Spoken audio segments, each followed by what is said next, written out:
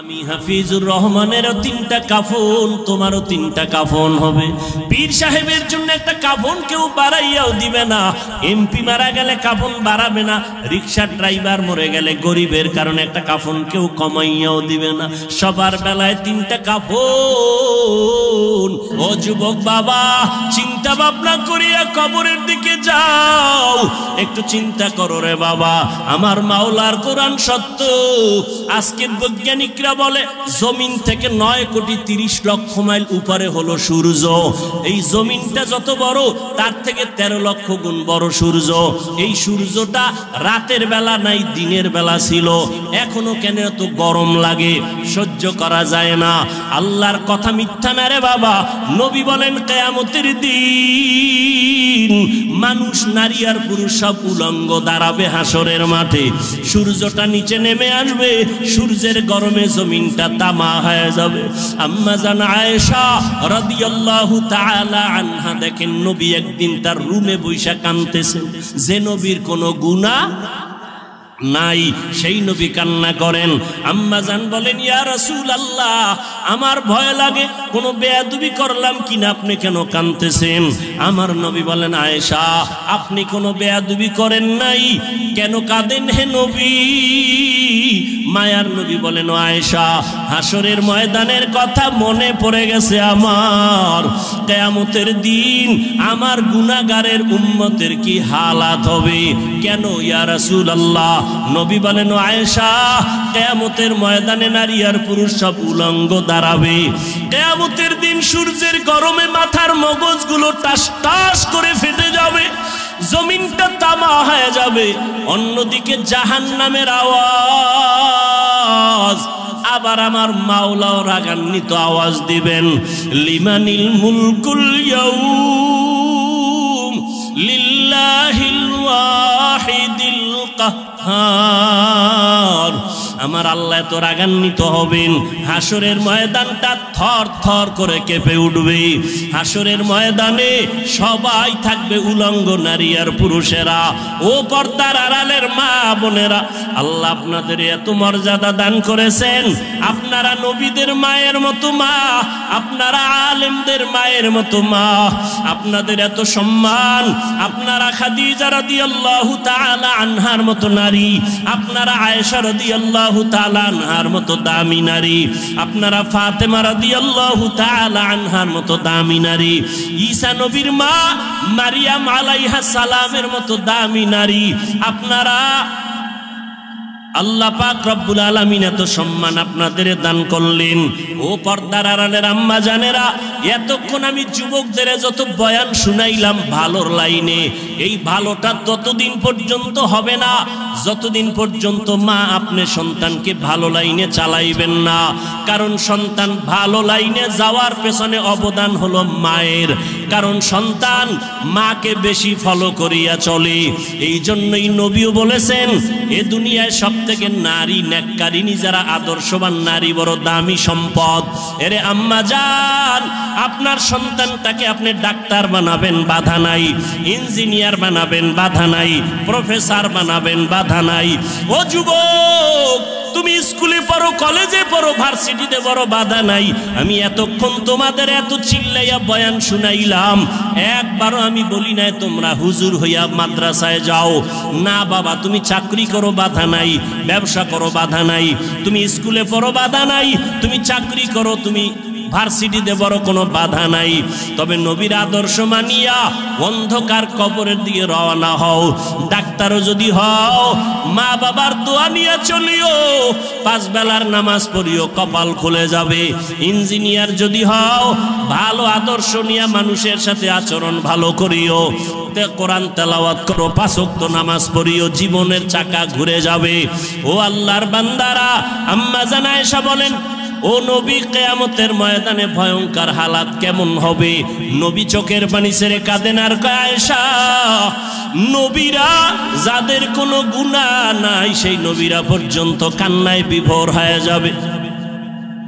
আদম নবী কান্না করবেন নিজেকে বাঁচাবার জন্য, মূসা নবী কান্না করবেন নিজেকে পরিত্রাণের জন্য, ইব্রাহিম নবী কান্না করবেন নিজেকে বাঁচাবার জন্য, মুক্তির জন্য, ঈসা নবী কান্না করবেন নিজেকে মুক্তি করার জন্য, উম্মতেরা যাবে সুপারিশের জন্য, আদম নবী তাড়ায়ে দিবেন, মূসা নবী তাড়ায়ে দিবেন। উম্মতের সুপারিশ করতে গিয়া ইব্রাহিম নবী বলবেন আমি পারবো না, নূহ আলাইহিস সালাম বলবেন আমি পারবো না।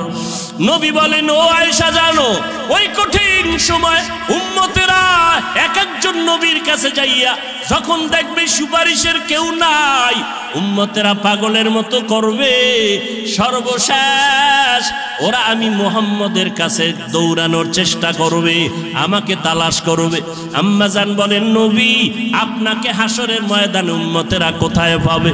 নবী বলেন ও আয়েশা আমি আমার মাওলার কুদরতের সামনে মাকামে মাহমুদে সেজদায় পড়ে কান্না করব। অন্য নবীরা নিজেকে বাঁচাবার কান্নায় বিভোর, আর আমি মুহাম্মদ একবারও আমার জন্য আমি কান্না করব না। আমি কান্না করে শুধু বারবার বলবো আল্লাহ আমার উম্মতেরে বাঁচাও, আমার উম্মতেরে বাঁচাও, আমার একটা উম্মত যেন জাহান্নামে না যায়। আমার আল্লাহ তখন বলবে নবী আপনি কাঁদবেন না, আপনার উম্মত গুলো ধরে ধরে বাছাই করে জান্নাতের ময়দানের দিকে নিয়ে যান। ও আয়েশা আমি তখন খুশি মনে আমার উম্মত গুলো ধরে ধরে জান্নাতের ময়দানের দিকে নেওয়া শুরু করব। আম্মা জান আয়েশা বলেন ইয়া রাসূলুল্লাহ কোটি কোটি কোটি মানুষের ভেতরে আপনার উম্মত গুলো চিনবেন কি করে? নবী বলেন ও আয়েশা যেই উম্মত দুনিয়াতে আমি মুহাম্মদের মহব্বতে ভরিয়া ওযু বানাইয়া 5 বেলার নামাজ যথাযথভাবে আদায় করবে, কিয়ামতের ময়দানে ওই ওযুর জায়গাগুলো নূরের আলোতে চমকাইতে থাকবে। আমি নবী দেখে দেখে উম্মতকে জান্নাতের দিকে নিয়ে যাব। ও কুষ্টিয়ার মুসলমান বাবারা, ও যুবক বৃদ্ধ বাবাজি, পর্দার আড়ালের মা বোনেরা, কিয়ামতের ময়দানে আল্লাহ না করুন যদি আল্লাহর নবীর সুপারিশের কাতারে দাঁড়াইতে না পারি, বেনামাজি হইয়া যদি দাঁড়াই, বেপরদার অবস্থা নিয়ে যদি দাঁড়াই, তওবা না করে গুনাহ নিয়ে যদি যাই, নবী তখন বলবে না তুমি আমার উম্মত না, আমি তোমার নবী না। আল্লাহ পাক বলবেন ও ফেরেশতা এই গুনাহগার বেনামাজি নাফরমানের জাহান্নামের হ্যান্ডকাপ লাগায় দাও। ও আল্লাহর বান্দারা সূর্যের গরম সইতে পারি না, গুনাহ নিয়ে কবরে গেলে হাসরের ময়দানে কেমনে জাহান্নামের আগুন সহ্য করব? একটু নিজের চিন্তা করো। আজকে তোমার ডানে বামে আমার ডানে বামে ভক্তবৃন্দের অভাব নাই, টাকা পয়সা বাড়ি গাড়ির অভাব নাই, মরিয়া গেলে সাদা কাফন ছাড়া কেউ নাই, অন্ধকার কবরে কেউ আমার আপন হইয়া যাবে না। অতএব এখনো সময় আছে, তওবা করে নাও, আল্লাহর মুহাব্বত নিয়ে উলামায়ে কেরামের পরামর্শ নিয়ে 5 ওয়াক্ত নামাজ পড়ো। এখনো সময় আছে, মনে মনে আমার আল্লাহকে ডাকো আর বলো হে মালিক জীবনে তো নামাজ কম সারি নাই, বেপরদায় কম চলি না, আজকে থেকে তওবা করলাম। আমার মতো যুবক স্কুল কলেজে পড়িয়া ব্যবসা করে চাকরি করে যদি নামাজ পড়ে আমি কেন পারবো না? আজকে থেকে নামাজ ছাড়বো না, বেপরদায় চলবো না, দাড়ি কাটবো না, মা বাবার সাথে বেয়াদবি করবো না। ওয়ামা আরসালনাকা ইল্লা রাহমাতাল লিল আলামিন।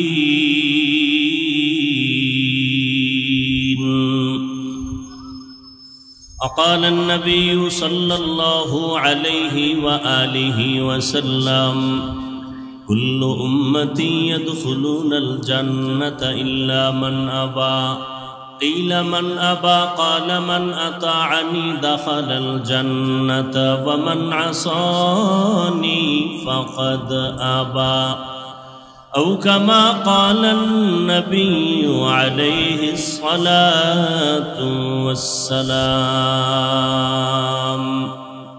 صدق الله مولانا العظيم وصدق رسوله النبي الأمي الكريم ونحن على ذلك من الشاهدين والشاكرين والذاكرين والحمد لله رب العالمين سبحانك لا علم لنا إلا ما علمتنا إنك أنت العليم الحكيم رب اشرح لي صدري ويسر لي أمري واحلل عقدة من لساني يفقه قولي تکبیر میں کلمہ میں نمازوں میں اذا میں تکبیر میں کلمہ میں نمازوں میں اذا میں ہے نام الہی سے ملا نام محمد ہے نام الہی سے ملا نام محمد فرماتے ہیں آدم کو مجھے خلد و تری میں فرماتے ہیں آدم کو مجھے خلد و تری میں لکھا ہوا توبہ پہ ملا نام محمد لکھا ہوا توبہ پہ ملا نام محمد ہے میم میں محبوب یہ مطلب کا اشارہ ہے میم میں محبوب یہ مطلب کا اشارہ پھر کیوں نہ ہو محبوب خدا نام محمد پھر کیوں نہ ہو محبوب خدا نام محمد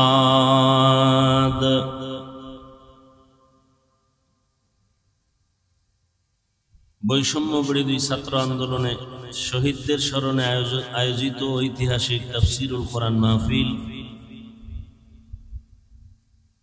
17 সেপ্টেম্বর 2024 কুষ্টিয়া প্রাণকেন্দ্র ঈদগাহ মাঠে আয়োজিত महती ए महफिले उपस्थित मुहताराम सम्मानित सभापति प्रधान अतिथि विशेष अतिथि बृंद हजरत उलामाए करम अत्र अंचलेर विभिन्न स्थान थेके आगत आल्लाह पाकेर आशिकीन जाकिरिन शाकिरिन मुहिब्बिन मुरब्बियान एजाम कलिजार टुकरा आमार समबयसी युवक बंधुगण स्नेहेर छोट भाई पर्दार आड़ाले माइकेर आवाज श्रवणरता सम्मानित मा ओ बोनेरा अल्लाह रब्बुल आलमीनेर दरबारे लाखों कोटी शुकर ओ सुजूद जे महान रब्बुल आलमीने फितनार जुगे हजारों लाखों कोटी मानुषेर भेतर थेके बाछाई करे पृथिवीर श्रेष्ठ मजलिस उलामाए आहले हकेर मजलिस गुनाह माफेर मजलिस तওবা कबुलेर मजलिसे आमादेरके आशा बसार तौफिक दान करेছেন नियामतेर शुक्र आदायार्थे ईमानेर आवाजके उঁচু करे एक आवाजे सकलेई मोहब्बते पड़ी आलহামদুলিল্লাহ दरूद व सलाम सय्यदुल मुरसलीन रहमतुल लिल आलमीन शफीउल मुज़निबीन खातमुन नबिय्यीन सय्यदुस सकलैन इमामुल मुरसलीन शफीए आज़म रसूल अकरम रहमत आलम नबीयुल अरब वल आजम हबीब किबरिया अशरफुल अंबिया सय्यदुल अंबिया शफीए महशर साक़ी कौसर आका नामदार मदीना का ताजदार आफताब नबूवत फ़ख्र मौजूदात सय्यदुल मखलूक़ात हज़रत मुहम्मदुर रसूलुल्लाह सल्लल्लाहु अलैहि व आलिहि वसल्लमेर ऊपर सर्वोपरि शुकर যাদের অক্লান্ত পরিশ্রমের মাধ্যমে আজ সুন্দর আয়োজন আমার কলিজার যুবক, বৃদ্ধ, ব্যবসায়ী, শ্রমিক, চাকুরিজীবী, বিভিন্ন শ্রেণী পেশার মানুষ, জনপ্রতিনিধি, প্রশাসন, উলামায়ে হযরত, আইম্মায়ে মাসাজিদ, সময়, পরামর্শ, অর্থ দিয়ে দোয়া করে উপস্থিত হয়ে মাইক, লাইট, প্যান্ডেলের ব্যবস্থাপনার মাধ্যমে সহযোগিতা যারা করেছেন, প্রত্যেককেই আল্লাহ রাব্বুল আলামিন খিদমতের বরকতে দুনিয়াতে শান্তি, পরকালে মুক্তির ব্যবস্থা করে দিন। আরো শুকর আদায় করি যে আল্লাহ আমাদেরকে সুস্থ রেখেছেন, হায়াত দিয়া বাঁচায় রেখেছেন এবং বরকতি মজলিসে আল্লাহ কবুল করেছেন। আজ আমার অনেক ভাই, অনেক মা, অনেক বোন, অনেক বাবা দুনিয়াতে নাই। কুষ্টিয়ার শহরে উন্মুক্ত পরিবেশে কোরআন ও সুন্নাহর আলোকে আজকের এই প্রোগ্রাম মানুষের কাছে এক ঈদের আনন্দের মতো।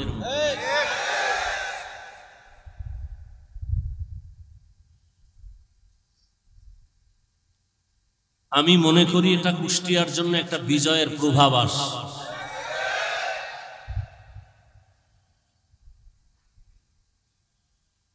প্রত্যেকটা বিজয়ের জন্য প্রথম যে জিনিসটা দরকার সেটা হলো একতাবদ্ধ পথ চলা। আজ আমার দেশের ছাত্র জনতা, উলামায়ে কেরাম সহ কেউ ডাইরেক্ট, কেউ ইনডাইরেক্ট দেশের পক্ষে, স্বাধীনতার পক্ষে, জালেমের বিরুদ্ধে সার্বিক প্রচেষ্টা চালিয়েছেন। আল্লাহর মদদ আসছে, আল্লাহ দয়া করেছেন, আল্লাহর রহমত ছাড়া এটা অসম্ভব। অনেক বান্দা বান্দির চোখের পানির এটা ফলাফল। এখনো আমরা যে আরামে ঘুমিয়ে থাকবো চুপচাপ, বিষয়টা এমনও না।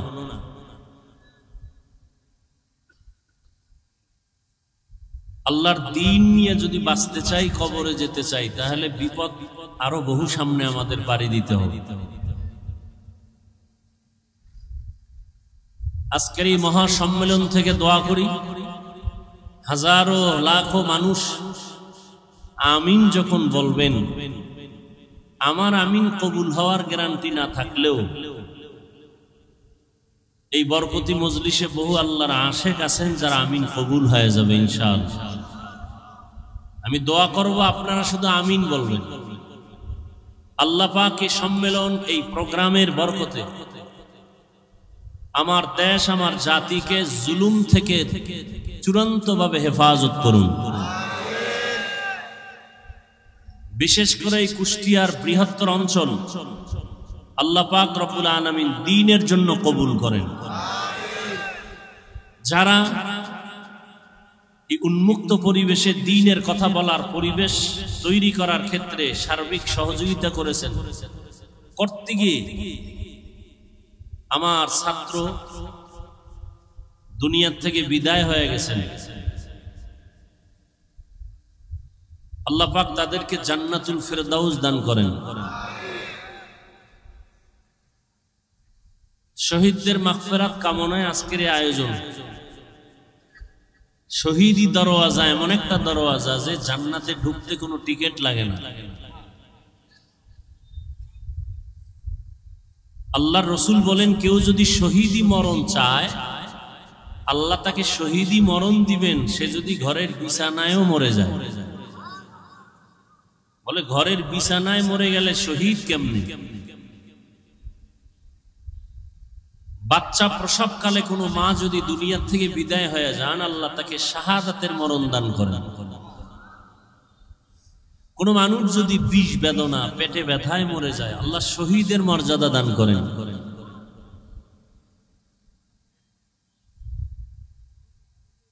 বেঈমানদের মোকাবেলা করতে গিয়ে, জালেমদের জুলুমকে প্রতিরোধ করতে গিয়ে ময়দানে মোকাবেলা করেছেন, শাহাদাতের পিয়ালা পান করেছেন সাহাবায়ে কেরাম। ওমর ফারুক রাদিয়াল্লাহু তাআলা আনহু, ওসমান রাদিয়াল্লাহু তাআলা আনহু, হযরত আলী রাদিয়াল্লাহু তাআলা আনহু, হাসান রাদিয়াল্লাহু তাআলা আনহু, হুসাইন রাদিয়াল্লাহু তাআলা আনহু বাতিলের মোকাবেলায় বাতিল কর্তৃক আক্রান্ত হয়ে দুনিয়া থেকে চলে গেছেন শহীদ। কিন্তু রহমতের নবী কোন বাতিলের আক্রমণে দুনিয়া থেকে চলে যান নাই, ডাইরেক্ট। আবু বকর সিদ্দিক রাদিয়াল্লাহু তাআলা আনহু কোন বাতিলের আক্রমণে ডাইরেক্ট দুনিয়া থেকে চলে যান নাই।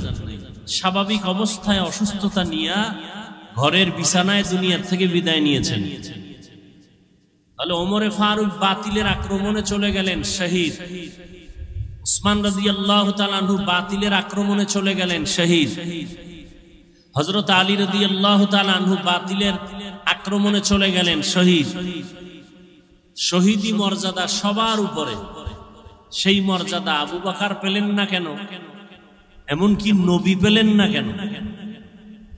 এক কথায় জবাব, সর্বোচ্চ শহীদের মর্যাদা আল্লাহ নবীকেও দান করেছেন, আবু বকরকেও দান করেছেন।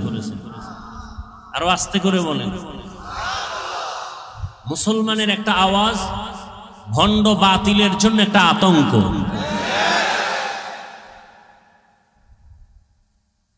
সমস্ত দুনিয়ার বিধর্মীরা মুসলমানের আওয়াজটাকে বেশি ভয় পায়। মুসলমানের টাকা লাগে না, বাড়ি লাগে না, কিচ্ছু লাগে না, ইমানের আওয়াজ। আওয়াজটা হতে হবে ইমানের, আওয়াজটা হতে হবে ইমানের। সেদিন এক জায়গায় বলেছিলাম, কেউ জোরে আওয়াজ দেয় বেশি খাইয়া, পেটে ব্যথা শুরু হয়েছে চিল্লায়। আবার কেউ চিৎকার দেয় 17 বছর না খাইয়া। আছে না নাই? কেউ খাইয়াও চিল্লায়, কেউ না খায় চিল্লায়। মুসলমানের খাওয়া নাই, না খাওয়া নাই, মুসলমানের চিল্লানি হবে ইমানের চিল্লানি। আর একটা কথা আপনাদের মনে তো থাকবেই, বরং এই যে বিলবোর্ড করে লিখে রাখা উচিত রাস্তার মোড়ে মোড়ে, কোরআন হাদিস ইসলাম আর আলেম ওলামার সাথে বেয়াদবি করে কেউ দুনিয়াতে সফলতার সূর্য দেখতে পারে নাই, পারবেও না। এই কথাটা যদি কেউ উল্টো দিকে নেয় তার কপাল পুড়ে যাবে মরার আগেই। বাংলাদেশের ইতিহাসে সফলতার মানদণ্ডে যারা আগায় গেছে একমাত্র ইসলামের আলো দিয়ে, ওলামায়ে কেরামের দোয়া নিয়ে। যারা বেয়াদবি করেছে তাদের পতন মরার আগেই হয়ে গেছে। কারণ কিয়ামতের আগের দিন পর্যন্ত এই জমিনে আর কোনোদিন নবী আসবেন না, সাহাবায়ে কেরাম আসবেন না। আসবেন? আমাকে একটু জবাব দেন আর কথা বুঝার চেষ্টা করেন, ভুল হলে ধরায় দিয়েন। কিয়ামতের আগ পর্যন্ত নবীজি আসবেন? আবু বকর, ওমর, ওসমান, আলী সহ কোন সাহাবায়ে কেরাম আসবেন? আসবেন না। আমরা তো সবাই জান্নাতে যেতে চাই, যেতে চাই না? অবশ্যই চাই, আল্লাহ কবুল করেন। জান্নাত পেতে হলে কি কাজ করতে হবে, কি ছাড়তে হবে, এ বিষয়ে দিক নির্দেশনা আছে কোরআনে আর হাদিসে। কথা ঠিক? কোরআন নাজিল হইছে নবীর উপরে, নবী নাই। নবী সাহাবায়ে কেরামদের শিখাইছেন, তারাও নাই। এখন আপনি কোরআন পড়ে পড়ে সঠিক পথে যাবেন, ভালোটাকে গ্রহণ করবেন, খারাপটাকে আপনি বর্জন করবেন। আফসুস, হাজার আফসুস, আপনার আব্বাও কোরআন বুঝে না, আপনিও কোরআনের আরবি বুঝেন না, হাদিসেরও আরবি বুঝেন না। আপনি জান্নাতের পথ চিনবেন কি করে আর চলবেন কি করে? কথা বুঝাইতে পারলাম? এখন কি করার? নবীও আসবেন না, কোরআন বুঝাবার জন্য আবু বকর, ওমর, ওসমান, আলী আসবেন না। কোরআন বুঝাবার জন্য এ জমিনে কিয়ামতের আগে মুজাদ্দেদে আলফে সানি আর আসবেন না, ইমাম বুখারী আর আসবেন না, ইমাম মুসলিম আসবেন না, ইমাম তিরমিজি আসবেন না। তাহলে এই জাতি যারা কোরআন বুঝে না, পড়তে পারে না, আরবি বুঝবে দূরের কথা, কোরআনের আরবি পড়তে পারে না, হাদিসের আরবি পড়তে পারে না, এরা কিভাবে জান্নাতের পথ পাবে? কিয়ামত পর্যন্ত এর স্থায়ী সমাধান হলো এই গোটা দুনিয়ার উম্মত জান্নাতের পথ খুঁজে পাবে কোরআন সুন্নাহর আলোকে, একমাত্র শুধুমাত্র কেবলমাত্র উলামায়ে আহলে হকের মাধ্যমে। অতএব যারা উলামায়ে কেরামদেরকে অ্যাবাউট করে চলবে তারা খাসারাত দুনিয়া ওয়াল আখিরা, দুনিয়াও বরবাদ আখিরাতও বরবাদ। উম্মতের রাহবার উলামায়ে কেরাম। উম্মত যখন নবীদের সাথে বেয়াদবি করত তখন পতন চলে আসতো। নবীদের স্থলাভিষিক্ত সাহাবায়ে কেরাম, এদের পরে ক্রমান্বয়ে আসছে উলামায়ে কেরাম। এই উলামায়ে কেরামদের দাম কত? আল্লাহ নিজে কোরআন শরীফে বলেছেন, রাসূল হাদিসে বলেছেন। উলামায়ে কেরাম কারা? ইন্নামা ইয়াখশাল্লাহা মিন ইবাদিহিল উলামা। আল্লাহ বলেন নিশ্চয়ই আমার বান্দাদের ভেতরে যারা আলেম উলামা তারা আমাকে বেশি ভয় করবেন। কাকে? আল্লাহকে ভয় করবেন। বান্দাদের ভেতরে যারা উলামা, এক বচনে আলেম, বহু বচনে উলামা। ভয় করার মানে কি? আমিও আল্লাহকে ভয় করি, আপনিও আল্লাহকে ভয় করেন। সবাইকে জিজ্ঞেস করলে বলে আমরা সবাই আল্লাহকে ভয় করি। আসলে ভয়ের মানে কি? অথচ বিড়িও টানেন, গাঞ্জাও খান, মানুষও হত্যা করেন, মানুষের বাড়িঘরে আগুন জ্বালান। তাহলে আসলে আল্লাহর ভয়ের মানে কি? এখানে এত মানুষ, কুষ্টিয়ার ইতিহাস, মানুষ বলবে লক্ষ লক্ষ মানুষ, বিশাল আয়োজন, কিন্তু এমনও আশেকে রসুল এখানে আছে আজকে ফজরের নামাজ পড়ে নাই, জহুর পড়ে নাই, আসর পড়ে নাই। সত্য কথাটা স্বীকার করেন, মানেন আর না মানেন। মাগরিবও এমন মানুষ এখানে নাই, এশার নামাজও। এরপরও চাপাবাজি করে, নামাজ না পড়লেও দিল পরিষ্কার। চাপাবাজ আছে না নাই? আল্লাহ হেদায়াত দান করুন। এরাও বলে আমরা আল্লাহকে ভয় করি, আমিও বলি আল্লাহকে ভয় করি। আসলে আল্লাহকে ভয় করার ব্যাখ্যাটা কি? সবাই আল্লাহকে ভয় করে, হাকিকতে ভয় করার মানে কি? আল্লাহকে আসলে যারা ভয় করবে তার মূল হাকিকত হলো আল্লাহর অবাধ্য হবে না, আল্লাহ যা নিষেধ করছেন তা গ্রহণ করবে না। আরো সহজ ভাষায় আল্লাহর বিরুদ্ধে গিয়ে কোনো অন্যায় করবে না, অত্যাচার করবে না, গুনাহ করবে না। এজন্য নবী বলেন, ক্বালান নবিয়্যু সাল্লাল্লাহু আলাইহি ওয়া আলিহি ওয়া সাল্লাম, ইত্তাকিল মাহারিম তাকুন আ'বাদান নাস। ও দুনিয়ার উম্মত, আল্লাহর নিষিদ্ধ কাজ থেকে তুমি নিজেকে বাঁচাও, আল্লাহর কাছে তোমার মর্যাদা বেড়ে যাবে। সাহাবায়ে কেরাম এই কথা শুনিয়া এতটাই নিজেকে কন্ট্রোল করেছেন, ওমরে ফারুক মুখের ভেতরে একটা পাথরের টুকরা রাখতেন, অযথা যেন একটা কথা বের না হয়। কারণ অযথা কথা বললে আল্লাহর কাছে জবাব দিতে হবে। কথারও বাজেট আছে, আমি হায়াত কতদিন পাবো, কয়টা কথা বলবো তার বাজেট আছে।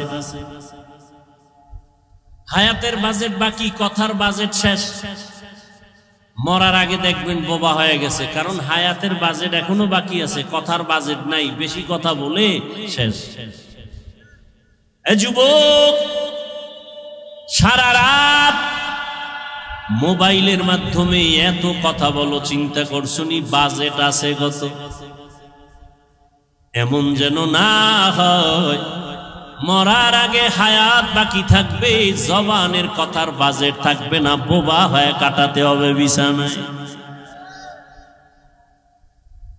আল্লাহ বাজেট দিয়ে দিছেন, হিসাব কইরা কথা কইও, মিস কল ফাইলেই ব্যাক কইরো না। আল্লাহ সব ভাইকে হেদায়াত দান করুন। আল্লাহ পাক এই মাহফিলের বরকতে পুরা কুষ্টিয়ার এই জমিনকে দ্বীনের দুর্গ হিসাবে কবুল করেন। আল্লাহ পাক অত্র অঞ্চলের সমস্ত মানুষকে শান্তির জীবন দান করুন। কবরস্থ যারা আল্লাহ সবাইকে জান্নাত দান করুন। পরস্পরে মোহাব্বত আল্লাহ বাড়ায়া দেন। আপনাদের সবথেকে বেশি পরিচিত কোরআন শরীফ থেকে একটা আয়াত আমি পড়েছি, রাসূলের একটা হাদিস পড়েছি।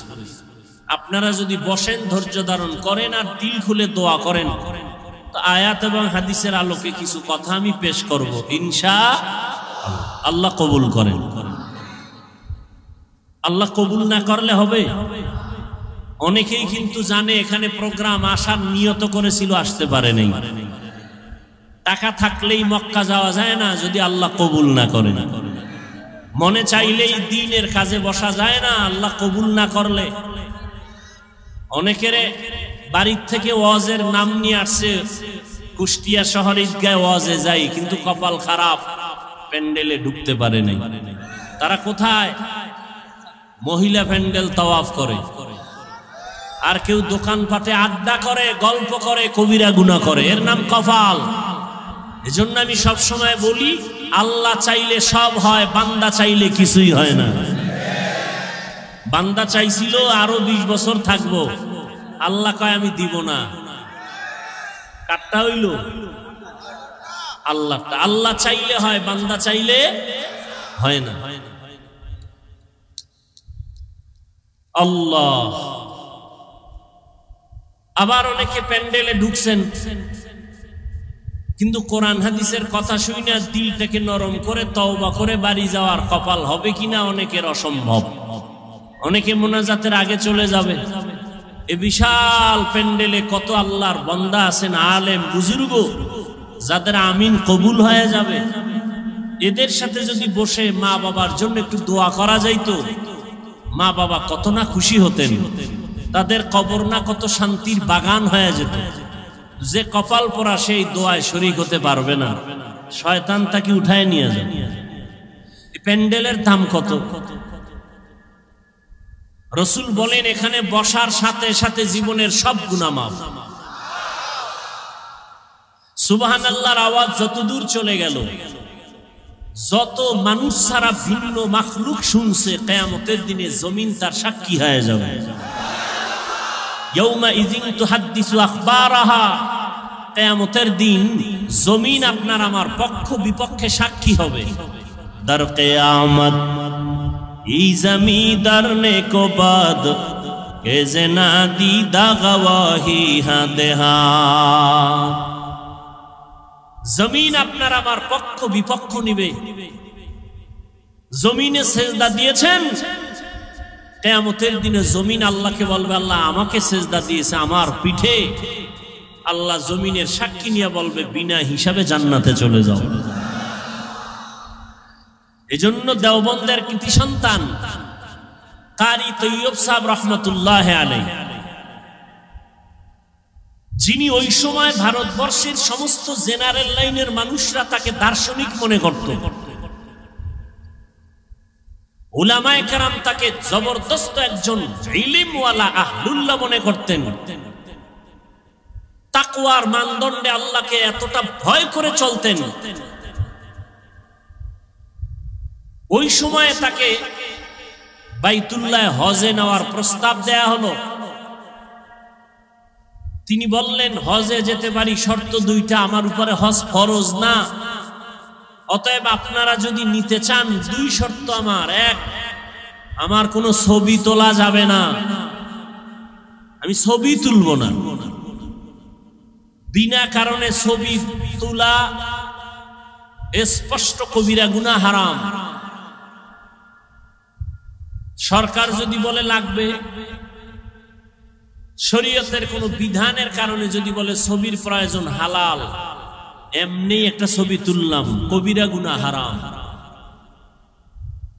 আর শর্ত কি? আমি ভারত থেকে বাইতুল্লাহ যাব, আমার নামাজ যা হবে সেজদা আমাকে জমিনে দাওয়াতে হবে। আমি শূন্যের উপরে সেজদা দিব না, আমি মাটিতে সেজদা দিব। বলে এটা কেমনে সম্ভব? একটু আগে তাবিজ দিছি না, তাবিজ বান্দা চাইলে হয় না, আল্লাহ চাইলে হয়। তবে বান্দা চাইলেও হয় যদি বান্দার চাওয়াটা আল্লাহর কুদরতি চাওয়ার মর্জি মতো হয়। এভাবে সম্ভব না। ছবিও তোলা যাবে না, বিমানে যাবেন, নামাজের ওয়াক্ত বাজলে কি করার শিডিউল কিভাবে করা যায়? আমার হজ ফরজ না, আর আমি যাওয়ার জন্য তো আশেক না, আল্লাহ নিলে যাব, কিন্তু আল্লাহর রাজি খুশি অনুযায়ী যাব, উল্টা পাল্টা নয়। কিছুদিন পরে প্রস্তাব আসলো, আপনার জন্য ছবি লাগবে না, যেহেতু আপনি পরিচিত ব্যক্তি, আপনাকে সবাই চিনে। নাম্বার 2, বিমানের শিডিউল এমন ভাবে করা হয়েছে, ফজরের নামাজের পরে আপনি আলাদাভাবে বিমানে যাবেন, জোহরের আগে বাইতুল্লাহ পৌঁছায় দেয়া হবে। हर के दारद खौफे हकदार दिल मदाम जन्नतुल मअवा देहत उरा मकाम जुज़बा हक़ची ज़े मखाज़ इंसो जा फज़ले उआ मस्ते दर जुमला जहा।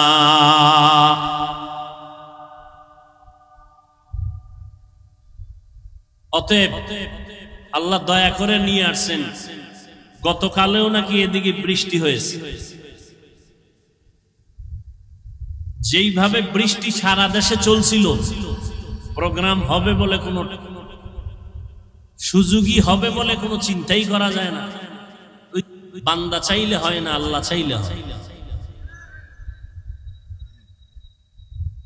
ওয়ামা আরসালনাকা ইল্লা রাহমাতাল লিল আলামিন। আল্লাহ বলেন, হে রাসূল করিম সাল্লাল্লাহু আলাইহি ওয়া আলিহি ওয়াসাল্লাম, নবীর নাম শুনলে কি পড়তে হয়? পড়লে গুনাহ আছে? কোনো কি আছে? সওয়াবের দরকার নাই। একটুখানি নেকের তরে রোজ হাসরের মাঠেতে বাবা ঘুরবে ছেলের পিছে, ছেলে বাবার আগেতে। আহাতে মন কঠিন দিনেতে নামাজ তোমায় ভুলবে না, ঠিক মতো পড়িলে নামাজ জান্নাত তোমার ঠিকানা। ঘুমের চেয়ে নামাজ ভালো আর তুমি ঘুমাইও না, ঠিক মতো পড়িলে নামাজ জান্নাত তোমার ঠিকানা। একটা নেকের টানে কিয়ামতের দিন বক্তা যাবে জাহান্নামে, শ্রোতারা যাবে জান্নাতে। এক নেকের ব্যবধানে পীর সাহেব জাহান্নামে, মুরিদ যাবে জান্নাতে। এক নেকের ব্যবধানে মা বাবার হাতে জাহান্নামের হ্যান্ডকাপ লেগে যাবে, সন্তান জান্নাতে যাবে। বক্তা শুধু বয়ানে করছি, আমল করি নাই। শ্রোতারা ভয় নিয়ে বসছে, এরা আমল করছে, আল্লাহ জান্নাত দিয়ে দিচ্ছে। हर के बाशुद आमिले सल्लु मुदाम आतिशे दो ज़ुख़शावत बरवाए हाराम। বেশি বেশি দুরূদ শরীফ পড়বেন। জীবনে আল্লাহ যদি জিগায় যে তোর জীবনে সব গুনাহ মাফ, একটা আমল আমাকে দেখা যে আমলটা ছোট হলেও সব সময় করছো, আমি আল্লাহর খুশির জন্য, একটা আমল দেখাও। সেদিন কি দেখাবেন আল্লাহকে? নামাজ পড়ছেন, এখানেও ভেজাল। জিকির করছেন, ভেজাল। তেলাওয়াত করছেন, ভেজাল। মানুষকে দান করছেন, ভেজাল। দেখানোর জন্য করছেন। সহিহ হাদিস ওমরে ফারুক রাদিয়াল্লাহু তাআলা আনহু থেকে বর্ণিত। উলামায়ে কেরাম জানেন, আপনারাও জানেন, কিয়ামতের কঠিন দিন আল্লাহ পাক 3 ব্যক্তিকে ডাকবেন, যেই 3 ব্যক্তির ব্যাপারে সারা দুনিয়ার দিল বলে, চোখ বলে এরা জান্নাতি, কিন্তু আল্লাহর কাছে এরা জান্নাতি কিনা একটু শুনেন। 3 ব্যক্তিকে আল্লাহ ডাকবেন। শহীদ, যুদ্ধের মাঠে যুদ্ধ করে শহীদ হয়ে গেছে, তার জানাজা হবে, গোসল হবে না, যে পোশাক আছে ওই পোশাক নিয়ে কবরে দাফন হবে। কিয়ামতের দিন আল্লাহ শহীদকে ডাকবেন, এই শহীদ আসো, তুমি শহীদ হয়েছো? বলে হ্যাঁ হয়েছে। কেন? আল্লাহ দ্বীনের জন্য। দুনিয়াওয়ালারা জানে দ্বীনের জন্য, আমি আল্লাহ জানি অন্যটা। দুনিয়াওয়ালারা তোমার উপরেরটা জানে, আমি তোমার দিলেরটা জানি। আল্লাহ কি? তোর দিল ছিল, তোরে সবাই বীর যোদ্ধা বলবে, তোকে সবাই বাহ বাহ দিবে।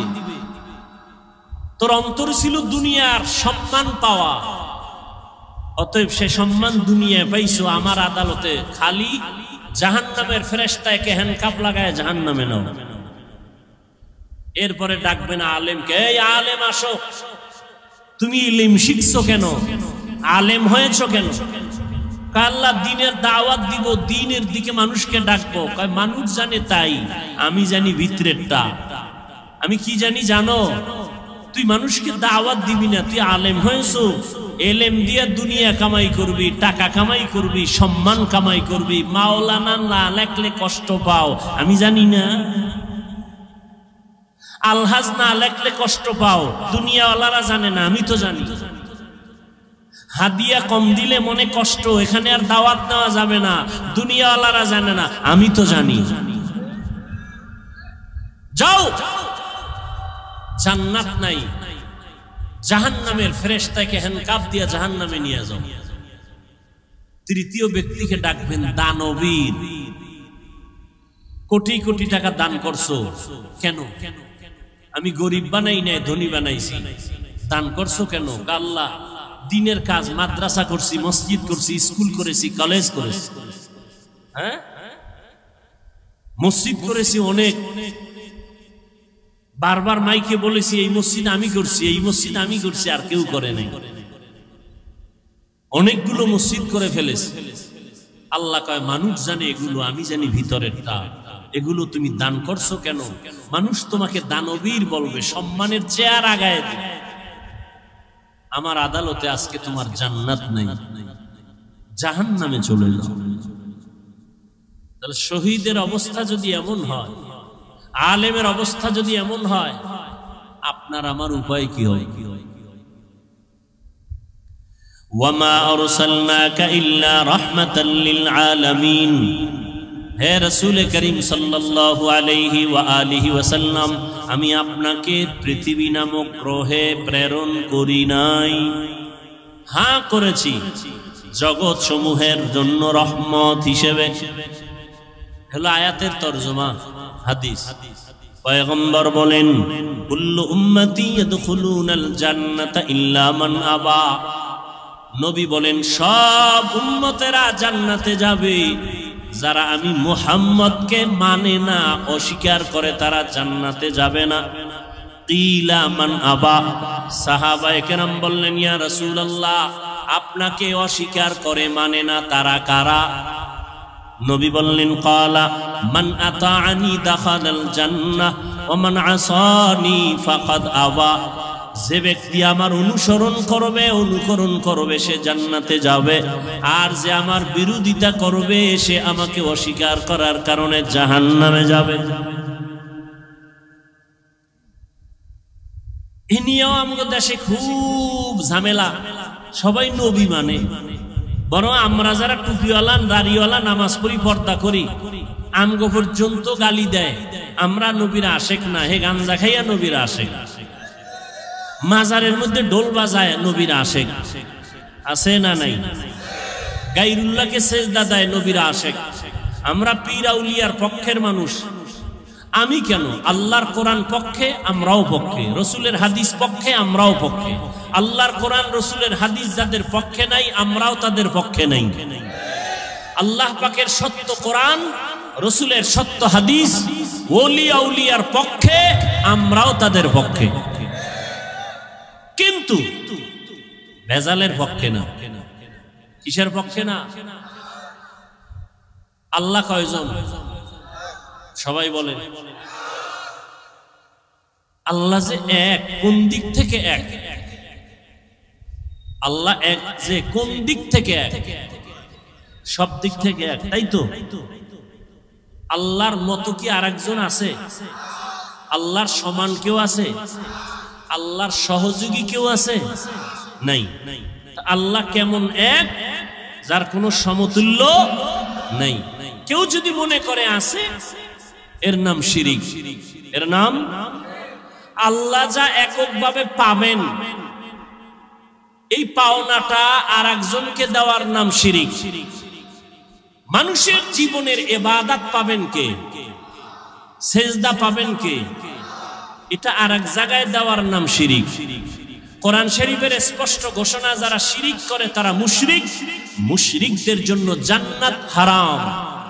ওয়া মান ইউশরিক বিল্লাহ ফাকাদ হারামাল্লাহু আলাইহিল জান্নাহ। যারা আল্লাহর সাথে অংশীদার করবে, আল্লাহ যা পাবেন এটা অন্যকে যদি দেয় এর নাম শিরিক। আল্লাহ বলেন মুশরিকদের জন্য আমি আল্লাহ জান্নাত হারাম করে দিলাম। আমি অন্য গুনাহ চাইলে সহসায় মাফ করব, শিরিকের গুনাহ সহসায় আমি ক্ষমা দিব না। আল্লাহ শিরিক থেকে আমাদেরকে হেফাজত করেন। নবী বললেন সব উম্মত জান্নাতে যাবে, কিন্তু আমি মুহাম্মদকে যারা মানে না তারা যাবে না। সাহাবায়ে কেরাম জানতে চাইলেন, হে আল্লাহর রাসূল, আপনাকে মানে না কারা? নবী একটা স্পষ্ট মাপকাঠি দিয়ে গেলেন, কিয়ামত পর্যন্ত ঝামেলা যেন দরকার না হয়। নবী বললেন যারা আমার অনুসরণ করবে, অনুকরণ করবে, ইত্তেবা করবে, ইতাআত করবে তারা জান্নাতি। সাহাবাদের প্রশ্ন ছিল, নবী আপনাকে মানে না তারা কারা? নবীজি বললেন যারা আমার অনুসরণ করবে তারা জান্নাতি। আমাকে একটু জবাব দেন, নবীজিকে অনুসরণ করলে সে কি? বিপরীত কথা কি দাঁড়াবে? বুঝেন নাই? যে নবীকে অনুসরণ করবে সে জান্নাতি। বিপরীত কথা কি দাঁড়ায়? যে নবীর অনুসরণ করবে না সে। কিন্তু নবীজি জাহান্নামী ওই ব্যক্তিকে বলেন নাই।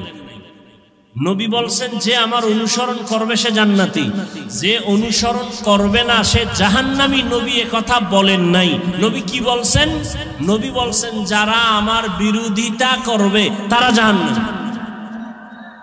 এখান থেকে একটা সুন্দর কথা আজীবনের জন্য মনে রাখবেন, লিখে রাখবেন। নবীকে যারা মানে না বা নবীর আদর্শ মতো চলে না তারা দুই দল। নবীজির আদর্শ মেনে চলে না যারা, তারা কয় দল? এক দল আগ্রহী আর এক দল বিদ্রোহী, এক দল দরদি আর এক দল বিরোধী। যেমন কথার কথা, আমি ডান দিক থেকে একটা যুবকরে জিজ্ঞাসা করলাম, এই যুবক ভাই, আপনি নবীর আদর্শে টুপি পরেন না কেন, দাড়ি রাখেন না কেন? যুবক জবাব দিল, হুজুর দাড়ি রাখা দরকার, নবীর আদর্শ, চেষ্টা করতেছি পারি না, একটু দোয়া করবেন। আমাকে বলেন তো এই যুবকটা কি বিরোধী না দরদি? দরদি। বাম দিক থেকে একটা যুবকরে জিজ্ঞাসা করলাম, এই যুবক, নবীর আদর্শে নামাজ পড়ো না কেন, দাড়ি রাখো না কেন? খেয়াল করতেছেন তো?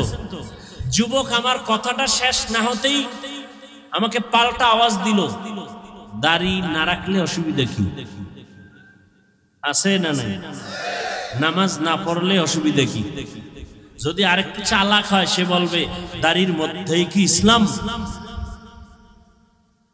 পোশাকের মধ্যে কি ইসলাম? আপনারা জবাব দেন, এই যুবকের কথায় কি মনে হয়, রসুলের দরদি না বিরোধী, আগ্রহী না বিদ্রোহী? রসুলের আদর্শর বেলায় বিদ্রোহীর আরেক নাম বেঈমান। বিদ্রোহীর আরেক নাম কি? এখান থেকে কুষ্টিয়ার মানুষ আজীবন মনে রাখবেন, একটা লোক দাড়ি রাখে না তাকে গালি দেওয়া, মনে ভালো করে মুখস্থ করেন। এক যুবক দাড়ি রাখে না তাকে গালি দেওয়া, আর একজন দাড়ি পছন্দ করে না তাকে সার দেওয়া যাবে না। একজন আগ্রহী আর একজন আগ্রহী মুমিন, বিদ্রোহী বেঈমান। একজনে টুপি পরে না গালি দেওয়া, আর একজনে টুপি পছন্দ করে না তাকে সার দেওয়া। একজনে নামাজ পড়ে না তাকে গালি দেওয়া, আর একজনে নামাজ পছন্দ করে না তাকে সার দেওয়া। একজনে পর্দা করে না তাকে গালি দেওয়া, আর একজনে পর্দার বিধানকে পছন্দ করে না তাকে সার দেওয়া। তাহলে একটা লোক দাড়ি রাখে না তাকে জাহান্নামী বলা যাবে? আগে বুঝতে হবে সে কি আগ্রহী না বিদ্রোহী। বুঝেন না কথা? অতএব একটা বেনামাজিকে দেখলে হিংসা করা যাবে না, গালি দেওয়া যাবে না, কাছে যেতে হবে, বুকে লাগাইতে হবে। এরপরে যদি বোঝা যায় যে আগ্রহ নাই, বিদ্রোহ, তখন সিদ্ধান্ত পাল্টাইতে হবে, এর আগে না। আমি 5 ওয়াক্ত নামাজ পড়ি, বেনামাজির দেখলে সি করে তাড়ায় দেওয়ার নাম এটা কামিয়াবি না, সফলতা না। পাপকে ঘৃণা করো, পাপীকে, তার মানে কি? একটা লোক অন্যায় করছে, অন্যায়টাকে ঘৃণা করে তাকে তাড়ায় দিও না, তাকে তুমি কাছে যাও, বুঝাও যে ভাই নামাজ পড়েন, পর্দা করেন, হালাল মতো চলেন, অন্যায়টা দূর করার ব্যবস্থা করো। রোগকে ঘৃণা করো, রোগীকে না। হাদিসের উপরেই আজকের এই সবকটা আমরা মনে রাখবো।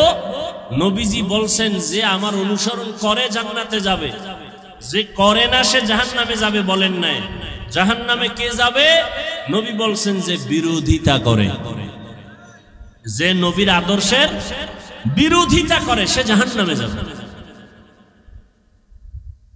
এবার আসেন আয়াতের উপরে, পরিচিত একটি আয়াত, ওয়ামা আরসালনাকা ইল্লা রাহমাতাল লিল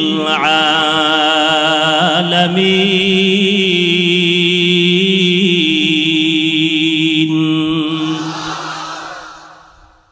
তরজমাটা বলছি, আরেকবার বলি। আল্লাহ বলেন, হে নবী আমি আপনাকে, হে রসূল আমি আপনাকে দুনিয়াতে পাঠাই নাই, হ্যাঁ পাঠিয়েছি জগৎ সমূহের রহমত হিসেবে। পাঠাই নাই, হ্যাঁ পাঠিয়েছি। ঘুরাইয়া বললেন কেন? ডাইরেক্ট যদি বলতেন আপনাকে জগৎ সমূহের রহমত করে পাঠাইলাম। ঘুরাইয়া বললেন এর কারণ দুনিয়ার সমস্ত মানুষের ব্রেনকে সাফ করে দিলেন। মোহাম্মদ দুনিয়াতে ভিন্ন কোনো কারণে পাঠানো হয় নাই, একটাই মাত্র কারণ, জগৎ সমূহের জন্য তিনি রহমত। তিনি রহমত, পুরাটাই রহমত, তার মধ্যে রহমতের বাইরে কিচ্ছু নাই। এটা বুঝাবার জন্য এখানে অনেকে তর্জমা করেন রহমতের নবী উভয় জগতের জন্য রহমত। আমি তর্জমা করেছি জগৎ সমূহের জন্য রহমত। উভয় জগৎ বলতে বুঝায় দুনিয়ার জগৎ, পরকাল জগৎ। কিন্তু জগৎ তো দুইটা না, আরো আছে। রুহের একটা জগৎ আলাদা, মায়ের গর্ভের একটা জগৎ আলাদা, দুনিয়া নামক জগৎ একটা আলাদা, মৃত্যুর পরে কবরের জগৎ আলমে বরজাখ আলাদা, হাসুরের ময়দানের জগৎ আবার আলাদা, জান্নাত আর জাহান্নামের একটা জগৎ হবে আলাদা। তাহলে একটা হইল না, অনেক।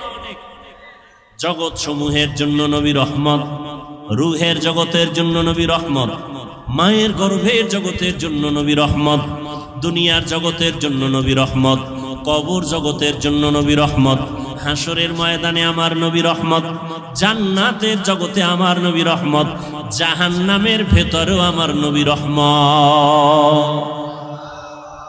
একজনে প্রশ্ন করবে মনে মনে, সামনে তো আর আসবে না, পেছনে পেছনে বলবে নবী জান্নাতের জন্য রহমত বুঝলাম, জাহান্নামের জন্য রহমত, এটা আবার কোন কথা? এজন্যই তো ভাইজান দূরে থেকে সব কথা আজ করা যায় না। কুষ্টিয়ার বাজারে আসছো, পেছন দিক থেকে একজনকে দেখা কাও চাচা মিয়া দাঁড়াও, মনে করছো তোমার বাড়ির চাচা। চাচায় যখন উল্টা দিকে চেহারাটা ঘুরাই দিয়ে কায়, ও আপনাকে বলি নেই। দূরের থেকে ধারণা করিও না, কাছে যাও। এই দুনিয়াতে নবী আসবেন না, সাহাবায়ে কেরাম আসবেন না, উলামায়ে কেরামে উম্মতের রাহবার, ওয়ারাসাতুল আম্বিয়া। উলামায়ে কেরাম আল্লাহকে ভয় করবেন, ভয় করার মানে গুনাহ থেকে নিজেকে বাঁচায় রাখবেন। সাধারণ মানুষ শয়তানের ধোকায় পড়ে বাম হাতে পানি পান করবে, কিন্তু কোনো আলেম বাম হাতে পানি পান করবে না। সাধারণ মানুষ শয়তানের ধোকায় পড়ে টুপি ছাড়া চলবে, দাড়ি কাটবে, কিন্তু যারা আলেম তারা কখনো টুপি ছাড়া চলবে না। হর কে দারত খৌফে হক দার দিল মাদাম জন্নতুল মাওয়া দেহাদ উরা মাকাম জুজবা হক চি জে মখাজ ইনসোজা ফজলে উআ মস্তে দর জুমলা জাহা। জগৎ সমূহের জন্য আপনার আমার নবী, রহমতের নবী আমার নবী, রূহের জগতের জন্য কিভাবে রহমত, ভিন্ন আলোচনা। মায়ের গর্ভের জগতের জন্য নবী কেমন রহমত, ভিন্ন আলোচনা। দুনিয়ার জগতের জন্য নবী কেমন রহমত, ভিন্ন আলোচনা। হাসরের ময়দানের জন্য নবী কেমন রহমত, ভিন্ন আলোচনা। জান্নাতের জগতে নবী কেমন রহমত, ভিন্ন আলোচনা। জাহান্নামের জগতের জন্য নবী রহমত কেমন, ভিন্ন আলোচনা। আপনাদের ধৈর্য হবে না, সময়ও কুলাবে না। এজন্য আমি শুধুমাত্র রূহের জগৎ নিয়ে কথা বলবো না, শুধু দুনিয়ার জগৎটা নিয়ে কিছু কথা বলে বিদায় নিব। আল্লাহ যদি তৌফিক দেন, বয়ান বক্তা সাহেব যত বড় যোগ্যতা সম্পূর্ণ বড় বক্তা হোক না কেন, অনেক এলেম আছে, অনেক ডিগ্রি আছে, কিন্তু বয়ান ভালো হওয়া, বয়ান ভালো না হওয়া এটা বক্তার কোনো বাহাদুরি না, এটা শ্রোতাদের মোহাব্বত আর দিলের আকর্ষণ। এই পয়েন্টটাও লিখে রাখেন আজীবন। কিছু মার্কা মারা পয়েন্ট বলবো, এটি লিখে রাখবেন। বক্তার বয়ান ভালো হইছে না খারাপ হইছে, এগুলো সব নির্ভর করে শ্রোতাদের মোহাব্বত আর কলবের আকর্ষণের উপর। আপনাদের অন্তরের হালাত যেমন, বয়ান হবে তেমন। যদি আল্লাহর মোহাব্বত নিয়ে বয়ান করি আর আল্লাহর মোহাব্বত নিয়ে বয়ান শুনেন, বরকতকে দিবেন। দুনিয়ার জগতের জন্য আমার নবী রহমত। কেমন একজন নবী আল্লাহ আমাদের দান করেছেন, চিনলি না রে যুবক? যদি আমার নবীর একবার চিনতি, নেতার জন্য জীবন দাও, নেত্রীর জন্য জীবন দাও, দলের জন্য জীবন দাও, আমার নবীরে যদি একবার চিনতি, এই জমিনে কল্লা দিয়া দিতি, কোনো বেঈমান আমার নবীর বিরুদ্ধে কথা বলতে পারতো না।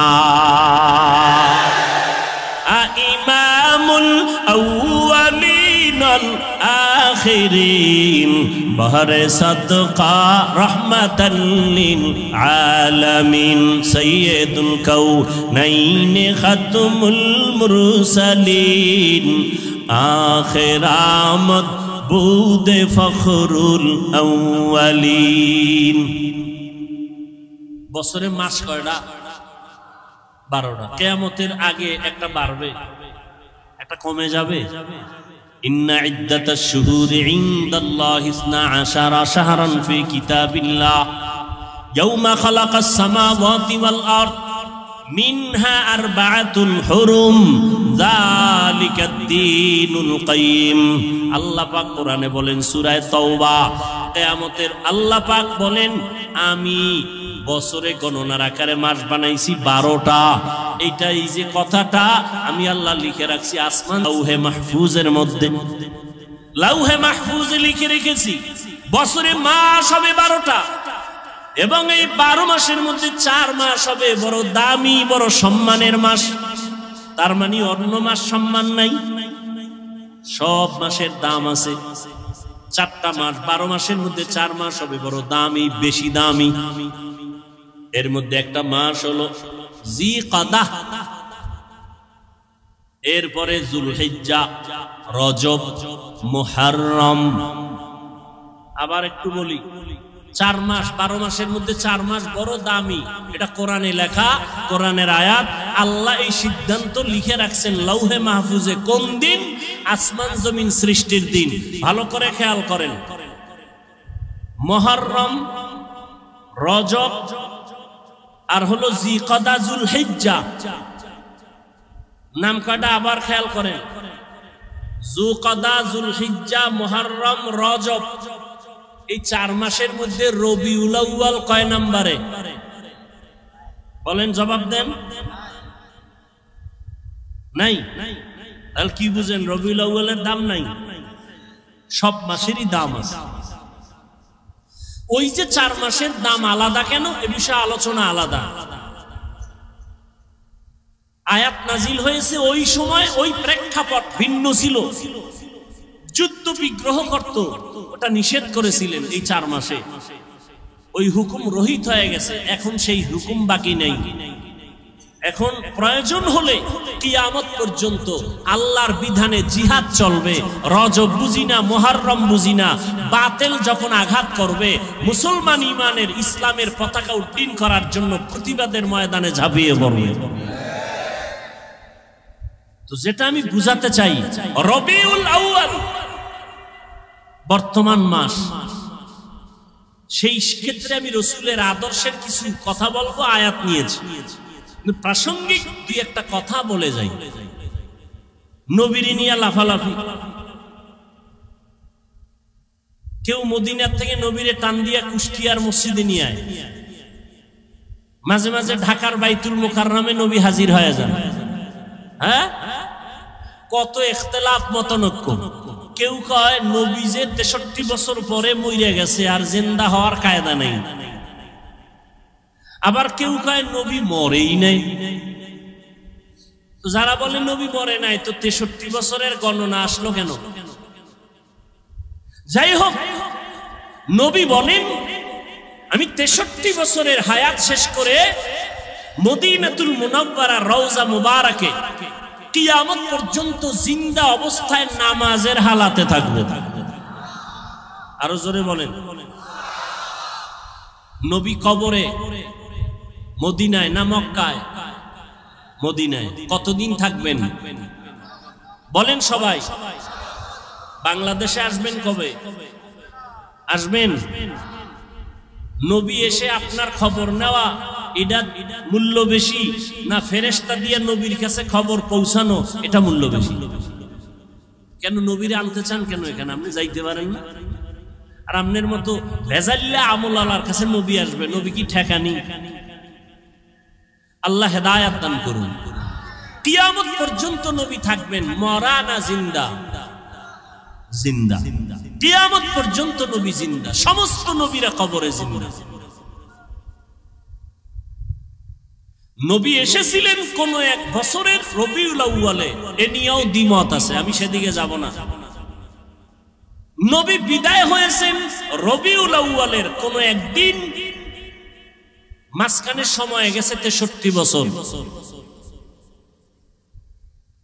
আলোচনার বিষয়বস্তু, কেন্দ্রবিন্দু, নবী আসলেন কেন, 63 বছর পরে গেলেন কেন, আসলেন কেন আর গেলেন বা কেন? এর থেকে উম্মতের কি করণীয়, কি বর্জনীয়? নবীর আশাটাকে আরবিতে বলে মিলাদুন নবী, বিদায় হয়ে যাওয়াটাকে আরবিতে বলে ওয়াফাতুন নবী। আর আমরা যে নবীর হাদিস বয়ান শুনাইতেছি, এটাকে বলে দাওয়াতুন নবী। আর টোটাল 63 বছরকে বলে সিরাতুন নবী।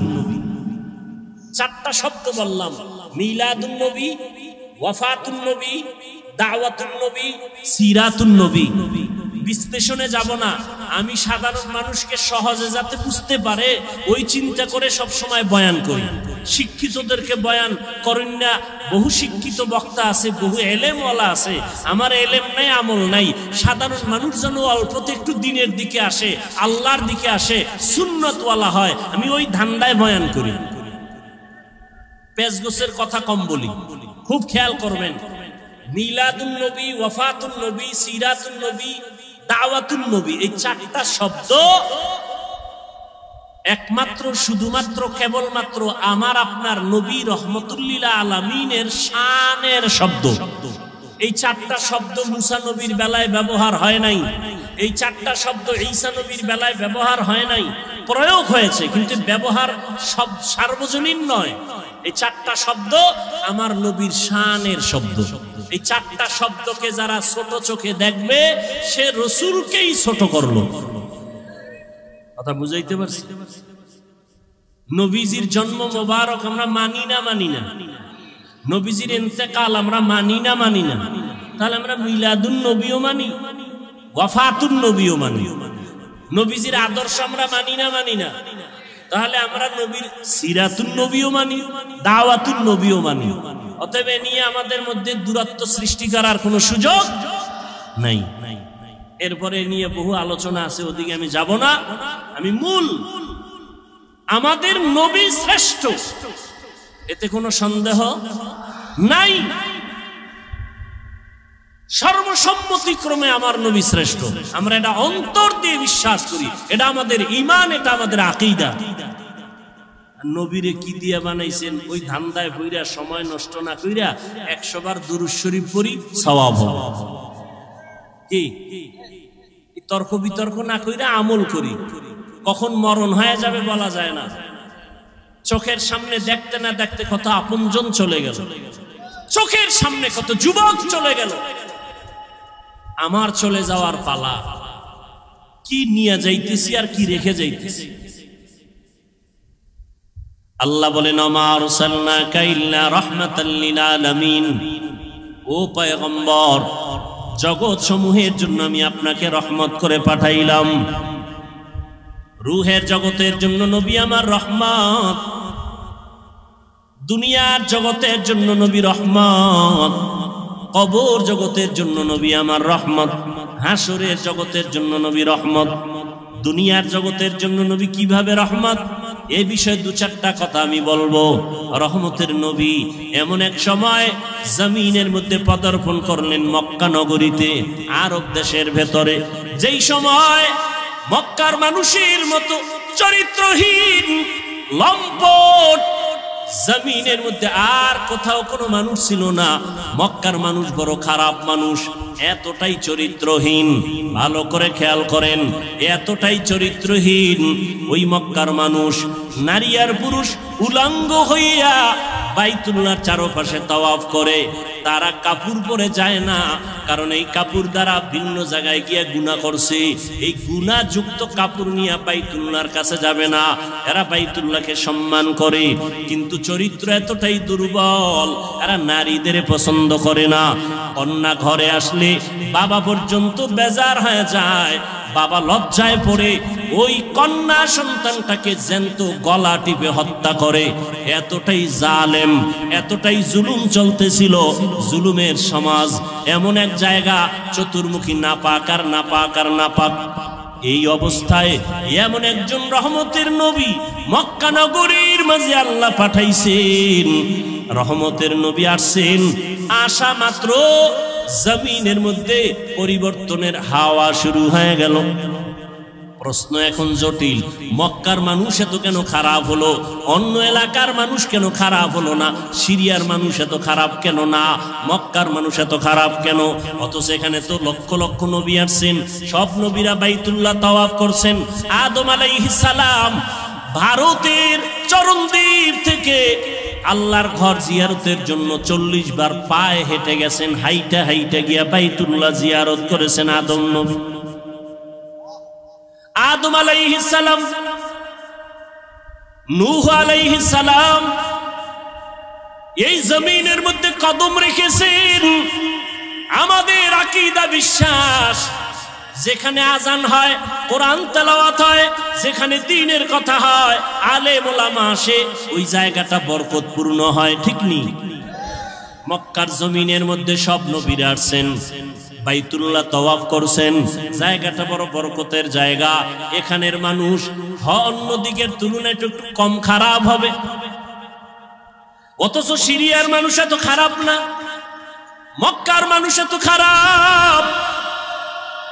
আবার এমন একটা জায়গা যেখানে আল্লাহ পৃথিবী নামক গ্রহ বানাইয়া প্রথম আল্লাহ একটা ঘর বানাইলেন, বাইতুল্লাহ।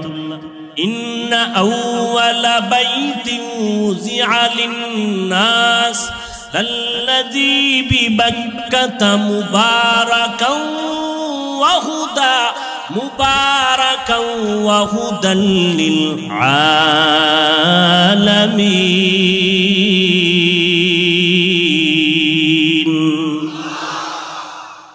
আল্লাহ বলেন আমি ঘর বানাইলাম, জমিন বানাই আর কিছু বানাই নাই। প্রথম পৃথিবীতে বানাইছে একটা ঘর, বাক্কা নগরীর ভেতরে ঘর। ও ঘর হলো বাইতুল্লাহ, এমন একটা ঘর যেই ঘরটার দিয়ে তাকাইলে সওয়াব। যেই ঘর এত বরকতের ঘর, হেদায়াতের জন্য দিলাম, জগৎ সমূহের হেদায়াত। এটা এমন একটা ঘর, নবী বলেন তুমি জিকির করো না, তেলাওয়াত করো না, নামাজ পড়ো না, তাওয়াফ করো না, শুধু আল্লাহর ঘরটার দিকে যদি তাকাইয়া বসে বসে শুধু তাকায়া থাকো, অনবরত আমল নামায় সওয়াব লেখা হবে। हर के दारत खौफ हक दर दिल मदाम जन्नतुल मावा देहदुरा मकाम। এমন একটা বরকতের ঘর, যেই ঘরটা 24টা ঘন্টার সেকেন্ডে সেকেন্ডে তাওয়াফ চলে। মানুষ না থাকলেও জিনেরা ফেরেশতারা করে। এটা এমন একটা জায়গায় আল্লাহ দিছেন, এই ঘর বরাবর 7 আসমানের উপর একটা নূরের ঘর আছে, ফেরেশতাদের কাবা, নাম হলো বাইতুল মামুর। নূরের ঘর, নূরের ঘর। 70,000 ফেরেশতা মুহূর্তে মুহূর্তে 7 আসমানের বাইতুল মামুর তাওয়াফ করে। একবার যারা সুযোগ পায়, কিয়ামতের আগে আর তাদের সুযোগ হবে না। ওই বরাবর আল্লাহ বাইতুল্লাহ জমিনে বানাইলেন, ফেরেশতারা বাইতুল মামুর তাওয়াফ করে। আল্লাহ ওয়াদা করলেন, ও ফেরেশতা, জমিনের মধ্যে এমন একটা ঘর আমি বাইতুল্লাহ বানাইলাম, এই বাইতুল্লাহর তাওয়াফ যারা করবে আমি আল্লাহ তাদেরকে এতটা নিষ্পাপ বানায় দিব, মায়ের গর্ভ থেকে বাচ্চা যেমন নিষ্পাপ ভূমিষ্ঠ হয়, আমার বাইতুল্লাহ জিয়ারত করে যারা বের হবে তাদেরও নিষ্পাপ বানায় দিব। আতিনা ফি দারে দুনিয়া না হাসান, আতিনা ফি দারে উকবা না হাসান, ইয়া গিয়াসাল মুস্তাগীসিন ইহদিনা লিফতিখারা বিল উলুমে ওয়াল গিনা। হর গরিদে নেকো তু তৈয়ার হ্যায়, जो न मांगे उससे तू बेजार है। খারাপ লাগে আপনাদের? আর একটু সামনে আগাবো। মা বাবার জন্য, দেশের জন্য, কবরওয়ালাদের জন্য একটু দোয়া করে যাবেন, এই মন মানসিকতা আছে না? ঘুমে ধরছে? আর বাঙালি কি ঘুমায়নি? তো মোবাইল যেদিন থেকে আসছে ওদিন থেকে ঘুম বিদায় হয়ে গেছে। আমরা মোনাজাত ধরি বইয়া, মোবাইলওয়ালারা মোনাজাত ধরে রাতে বিছানায় শুইয়া। সারা রাত মোবাইলের ডিউটি, কবিরা গুনাহ করে চেহারাটা কার্টুন হয়ে গেছে। এরে যুবক, আল্লাহর কসম করে বলি, ভালো করে লিখে রেখে যুবক, এই দুনিয়ায় যত বন্ধু পেয়েছো সব বন্ধু স্বার্থপর। একমাত্র দুনিয়ার জমিনে তোমাদের নিঃস্বার্থ বন্ধু উলামায়ে কেরাম ছাড়া আর কেউ নাই। আছে যারা তোমাকে ভালোবাসে, ছায়া দেয়, স্বার্থ আছে। আঘাত লাগবে, সদস্য পদের নাম কাটবে না, কল্লাটা কেটে ফেলবে। কিন্তু আমরা উলামায়ে কেরাম তোমাদের এত আপন, আমাদের কি পরিমাণ গালাগালি করো তাও আমরা জানি, আমাদের বিরুদ্ধে কি পরিমাণ ফেসবুকে লেখো তাও আমরা জানি। এরপর একটা গালি দেই না, কলিজা দিয়া দোয়া করি, ও দয়ার মালিক আমার কলিজার যুবকদের তুমি দিনের খাদেম বানায় দাও। কারণ নবীজিও যুবকদের জন্য বড় দোয়া করেছেন। নবী বলেন, বুড়ারা আমি মুহাম্মদের বিরোধিতা করেছে, আর যুবকেরা আমি মুহাম্মদের উপকার করেছি। আবু জাহিল নবীর বন্ধু না দুশ্মন? বুড়া। কি আবু লাহাব নবীর দুশ্মন বুড়া, আবু তালিব নবীর দুশ্মন বুড়া। আর নবীর আপন 7 বছর বয়সের এক যুবক 11 বছর বয়সের আগেই, শিশু থেকে কিশোর হইয়া যুবক হওয়ার আগেই আল্লাহর বান্দা নবীর হাতে গেলেন, সহযোগিতার জন্য রেডি হয়ে গেলেন। নবীর চাচাতো ভাই হযরতে আলী। 7 বছর শেষ, 8, 9, 10, 11, 12-র মধ্যে কেউ বলেন 11, কেউ বলেন 8, নবীর হাতে গিয়া কালেমা পড়লেন। এতদিন ছিল আলী নবীর চাচাতো ভাই, এখন আলী নবীর একজন সাহাবী। কিছুদিন পরে হবেন কি হবে? জামাতা হয়ে যাবেন। যুবক নবীর শক্তি দিয়া নবীর কাছে গিয়া সাহায্যের হাত বাড়াইলেন। আব্দুল্লাহ ইবনে মাসউদ বকরির রাখাল, ময়দানে বকরি চড়ায়, রহমতের নবীকে দেখে রাস্তার পার্শ্ব দিয়ে হেঁটে যায়। নবীর পেটে ক্ষুধা লাগছে, আবু বকর সিদ্দিক নবীর সাথে আছেন। কেমন একজন নবী পাইলে রে বাবা, চিনলা না? ও কুষ্টিয়ার মুসলমান, তুমিও মুসলমান, আমিও মুসলমান, তোমার আমার আল্লাহ এক, তোমার নবী আমার নবী এক, তোমার ধর্ম আমার ধর্ম এক, তোমার কালেমা আমার কালেমা এক, তোমার কোরআন আমার কোরআন এক, তোমার কাবা আমার কাবা। কিন্তু দুঃখ, আমি আজকে টুপি মাথায় না দিলে ভালো লাগে না, টুপি ফেলতে চাই না, আর তোমারে পাও ধইরা ধইরা বিনয়ের সাথে বয়ান করি টুপি পরার জন্য, টুপি মাথায় দিতেই চাও না। আমি নামাজ ছাড়তে চাই না, আর তোমার পায়ে ধরে ধরে বিনয়ের সাথে নামাজের বয়ান করি, তুমি নামাজ পড়তেই চাও না। অথচ তুমিও মুসলমান, আমিও মুসলমান, তোমার আল্লাহ এক, আমার আল্লাহ, তোমার নবী আমার নবী এক, তোমার কাবা আমার কাবা এক। তুমি আজ আমি মসজিদে না ঢুকলে লজ্জা পাই, আর তুমি মসজিদে ঢুকতে গেলে লজ্জা পাও। আমি পর্দা না করলে লজ্জা পাই, তুমি পর্দা করতে গেলে লজ্জা পাও।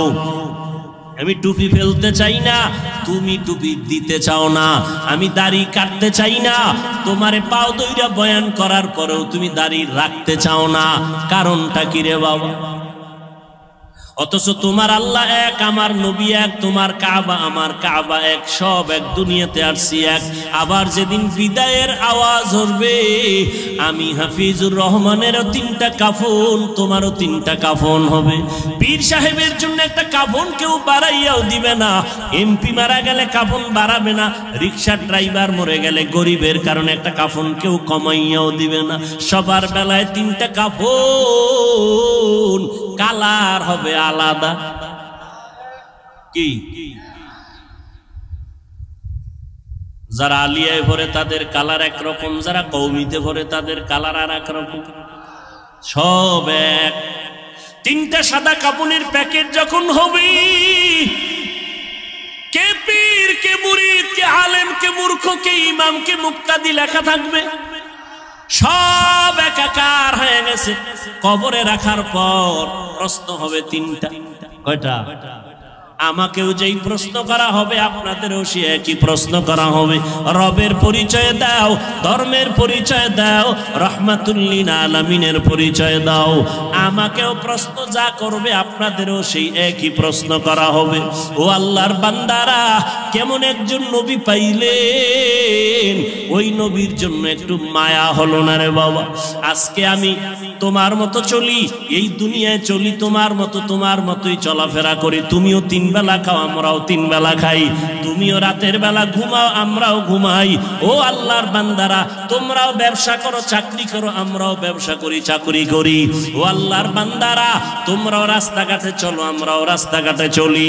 তোমরাও বিদেশ সফর করো, আমরাও করি। কই ও আল্লাহর বান্দা, একই দেশে বসবাস করি, একই হাওয়া বাতাসে চলি, একই খানা খাই, কিন্তু আজকে তুমি মুসলমান, আমি মুসলমান, এক আল্লাহর গোলাম হইয়া কেন তুমি নবী মানো না? কেন তুমি নবীর মোহাব্বত অন্তরে জমা করো না? কারণটা কি বুঝেই আসে না? আসলে কারণ হলো, যে যাকে চিনে না সে তাকে মানে না। তুমি আমার আল্লাহকে এখনো চিনতে পারো নাই রে যুবক। তুমি নেতাকে চিনছো, নেতার জন্য তুমি জীবন দিয়া রাস্তায় বের হইয়া যাও, আর আমি আমার নবীরে চিনলাম, এই জন্য আমি নেতার জন্য জীবন দিতে চাই না, নেত্রীর জন্য চাই না, দলের জন্য চাই না। জীবনটা যদি দিতে চাই আমার নবীর আদর্শের জন্য দিব। এনে নবীর আশিক উম্মতের দলেরা, রহমতের নবী আমার রাস্তা দিয়া চলতেছেন, পার্শ্বে আবু বকর। হঠাৎ করে পেটে ক্ষুধা, পার্শ্বে চেটিয়াল ময়দানে বকরির পাল। আবু বকরকে বললেন রাখালকে ডাকো। রাখাল এসে হাজির। এই রাখাল, আমাদের পেটে ক্ষুধা, তোমার এমন একটা বকরি আমগো দেও, একটু দুধ পান করবো আমরা দহন করিয়া। রাখাল কয় এই বকরির মালিক আমি না, অতএব আমি দিতে পারুম না।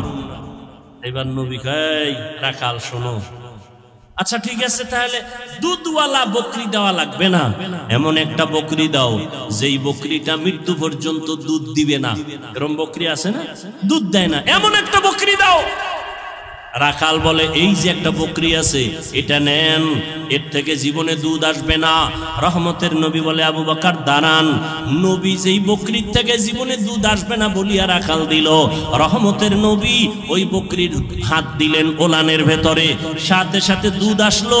নবী পান করলেন, আবু বকর করলেন, রাখালেরও করাইলেন। করানোর পরে কয় রাখাল বকরিটারে আবার পালের মধ্যে দিয়া দাও। রাখাল দেওয়ার পরে যেই বকরি জীবনে দুধ দিবে না, এই লোকটা কে যার হাত লাগা মাত্র দুধ আসলো? এতক্ষণ চিনে নাই, এতক্ষণ। ও ভাই, আমি রাস্তা দিয়ে হেঁটে আসতেছি, যে চিনে না হে ধাক্কা দিছে, হুজুর সরেন। যখন টের পাইছে আমি চেয়ারে বসার পরে, এবার আর উঠাছি নিতা। এজন্য যে যাকে চিনে না সে তাকে মানে না, যে যাকে চিনে তাকে মানার মতো মানে। বলে কেমন কয় জীবন দিতে রেডি। রাখাল এতক্ষণ চিনে না এই ব্যক্তিকে।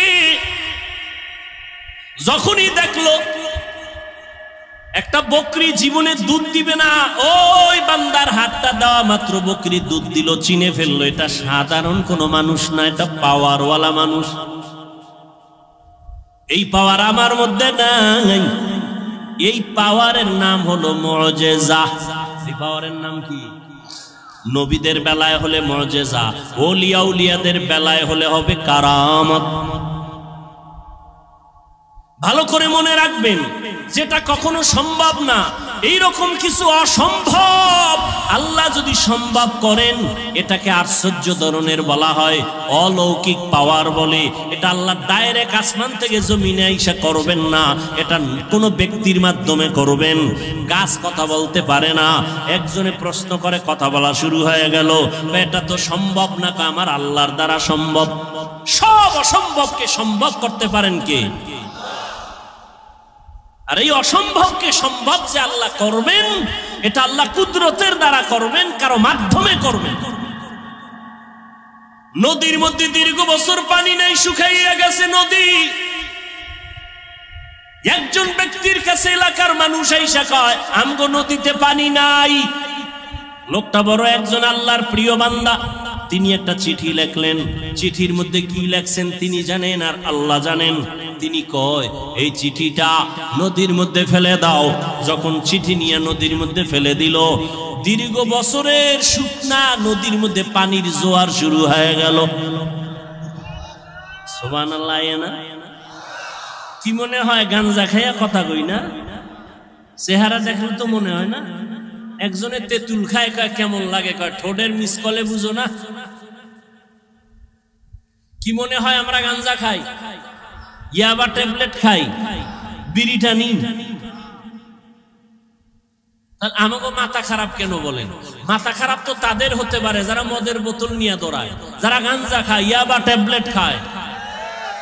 কথা ঠিক? কেন বলেন হুজুরদের মাথা খারাপ?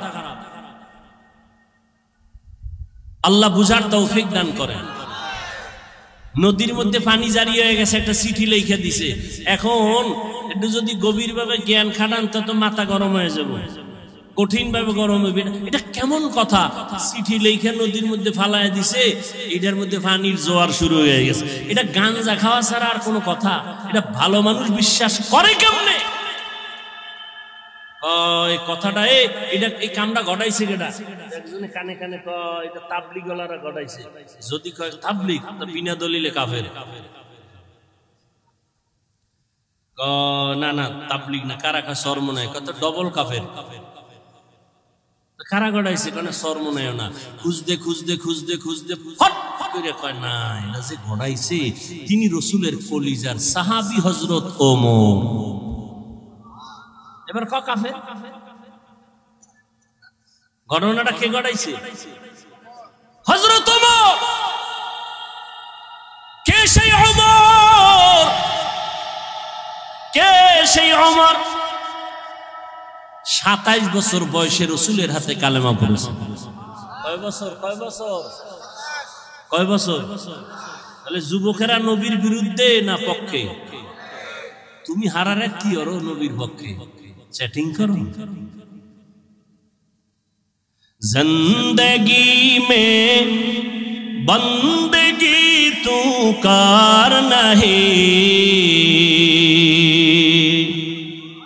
जिंदगी में बंदगी तू कार नहीं, जिंदगी में बंदगी शर्मिंदा है, जिंदगी बे बंदगी शर्मिंदा है। दुनिया में हो दुनिया का तलबगार न हो,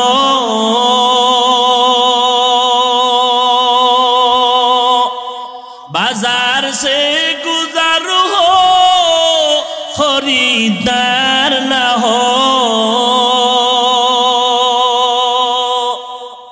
दुनिया में हो दुनिया का तलबगार न हो,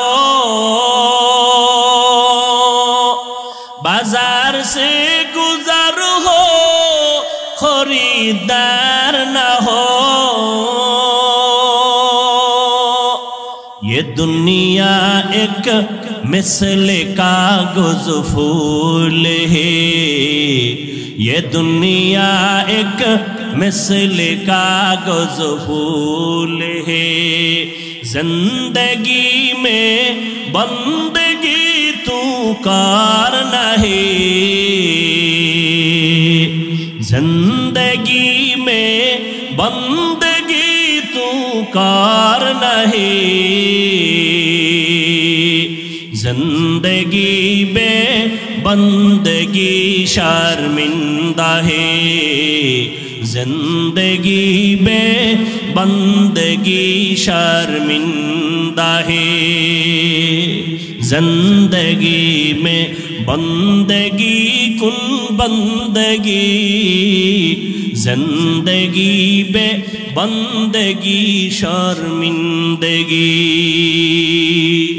वमा अरसलनाका इल्ला रहमतल लिल आलामीन।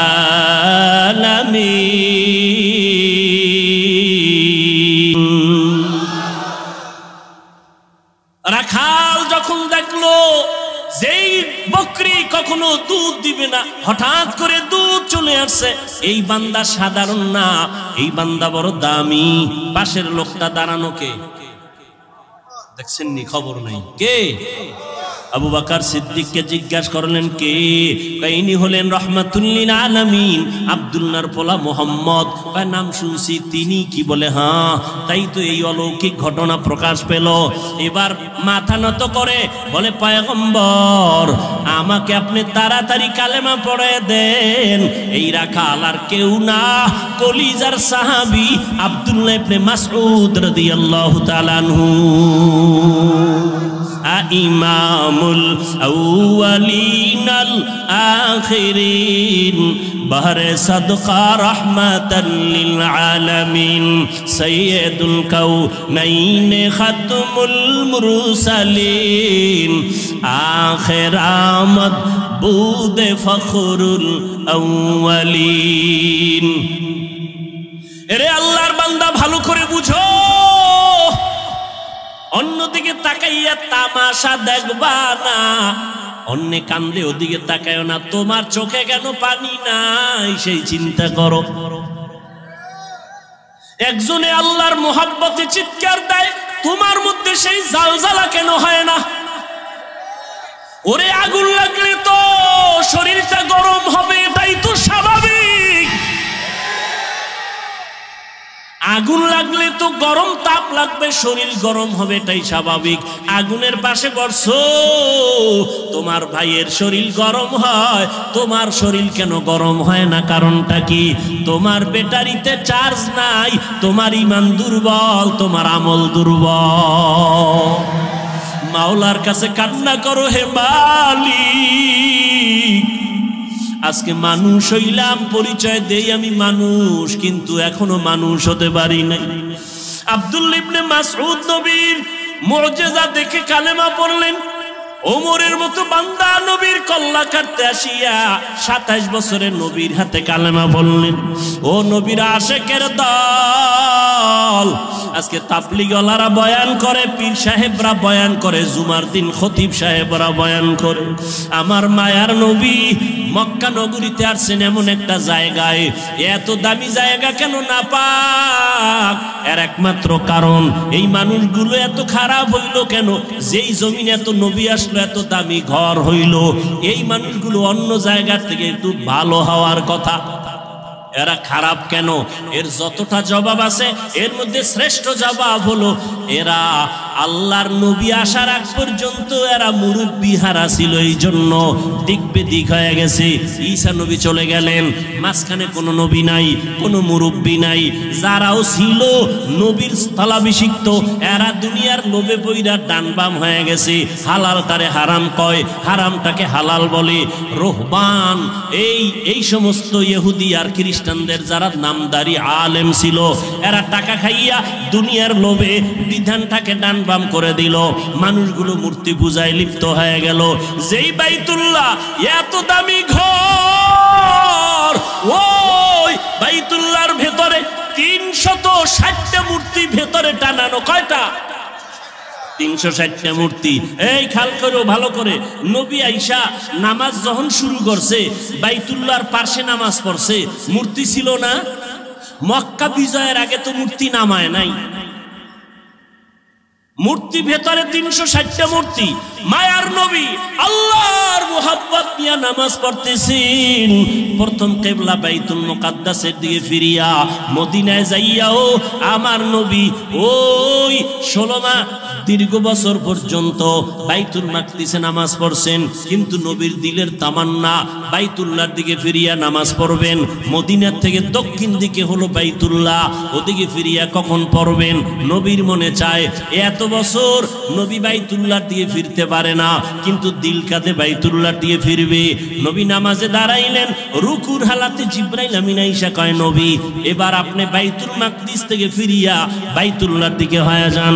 জিব্রাইল ঘুরাইয়া দিল।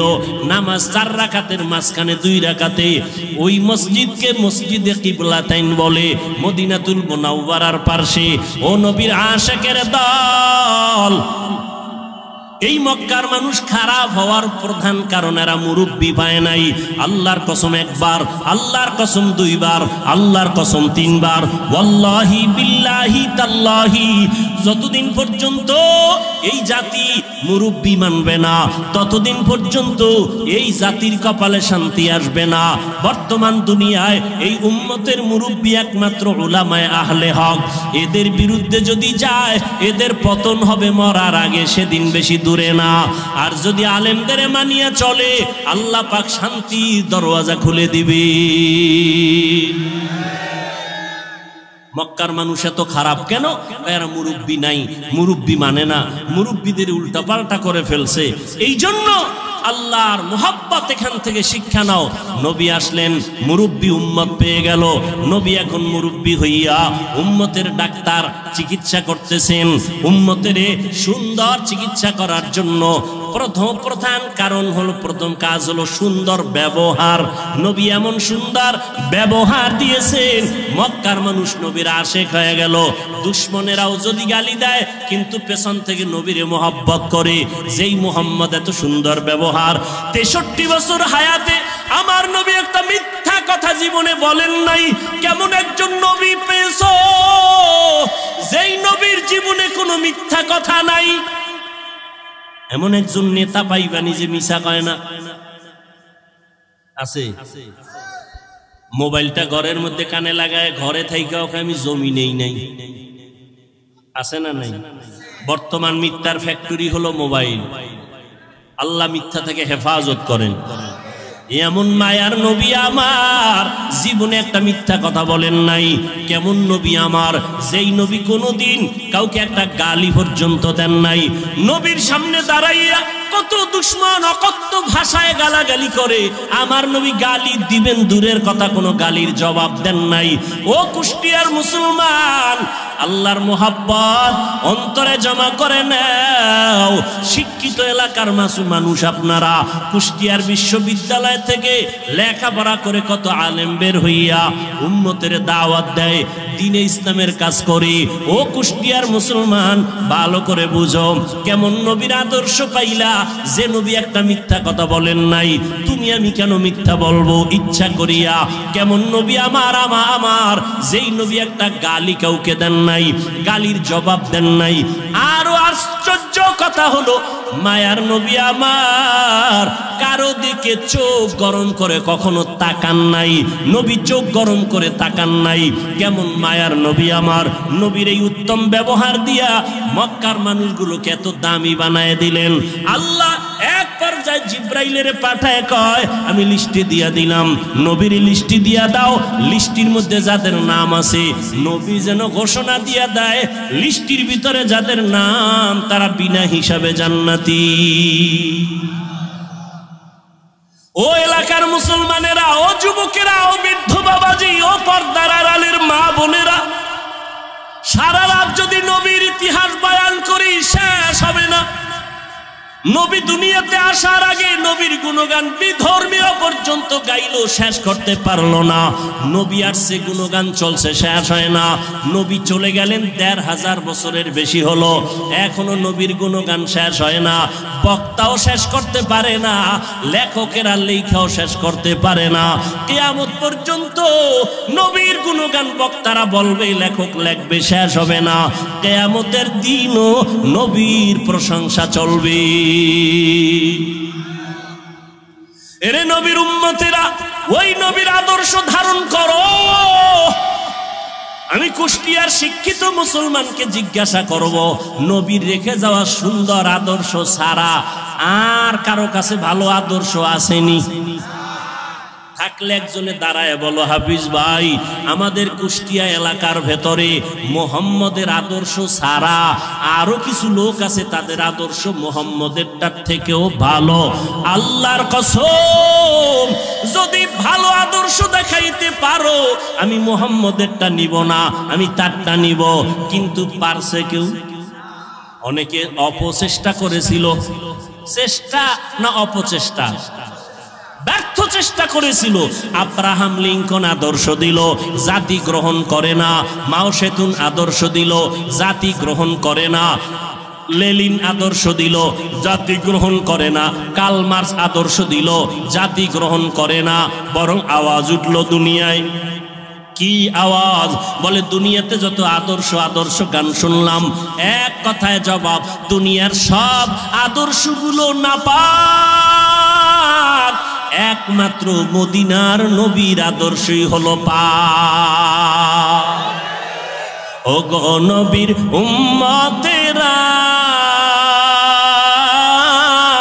হয়ে আজি দিশাহারা কোরআন হাদিসের চলো যখন যাহা চায় মনে নবী বিনে কে তরাবে পুলসিরাত মিজানে নবী বিনে কে তরাবে পুলসিরাত মিজানে। ও আল্লাহর বান্দারা, তাহলে নবীর আদর্শ থেকে দামি আর আদর্শ কারো কাছে? সবাই একমত? দ্বিতীয় প্রশ্ন, নবীজির আদর্শ যে রেখে গেলেন মানবে কারা? হিন্দু, ইহুদি, খ্রিস্টান? সবাই একটু জিহ্বা নাড়ায় আল্লাহ সাক্ষী, ফেরেশতারা লিখবে। বলো নবীর আদর্শ মানবে কারা? কোন দেশের মুসলমান? সারা দুনিয়ার, শুধু কুষ্টিয়ার মুসলমান বাদ। হ্যাঁ, তাহলে নবীর আদর্শ হিন্দু মানবে না, বৌদ্ধরা মানবে না, ইহুদিরা মানবে না, খ্রিস্টানেরা মানবে না, তুমি মুসলমান মানবা। কিন্তু কই নবীর আদর্শে দাড়ি লম্বা হয় না কেন? নবীর আদর্শে টুপি মাথায় উঠে না কেন? নবীর আদর্শ মতো 5 বেলার নামাজ পড়ো না কেন? এটা কি শুধু হুজুরেরা করবে?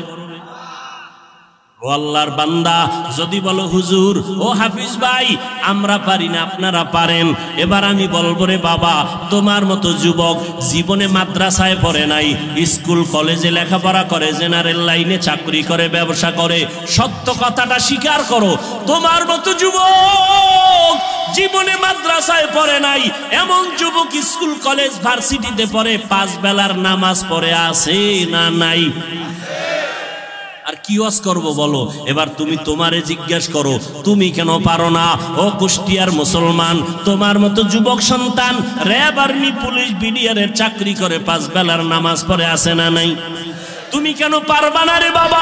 তোমার মতো যুবক রাস্তায় গাড়ি চালায়, 5 বেলার নামাজ পড়ে, তুমি কেন পারবা না? বালিশে মাথা লাগায় একটু প্রশ্ন করো, তুমি কেন পারবা না রে বাবা? নদীর মধ্যে মাছ ধরে, নামাজ ছাড়ে না, তুমি কেন পারো না?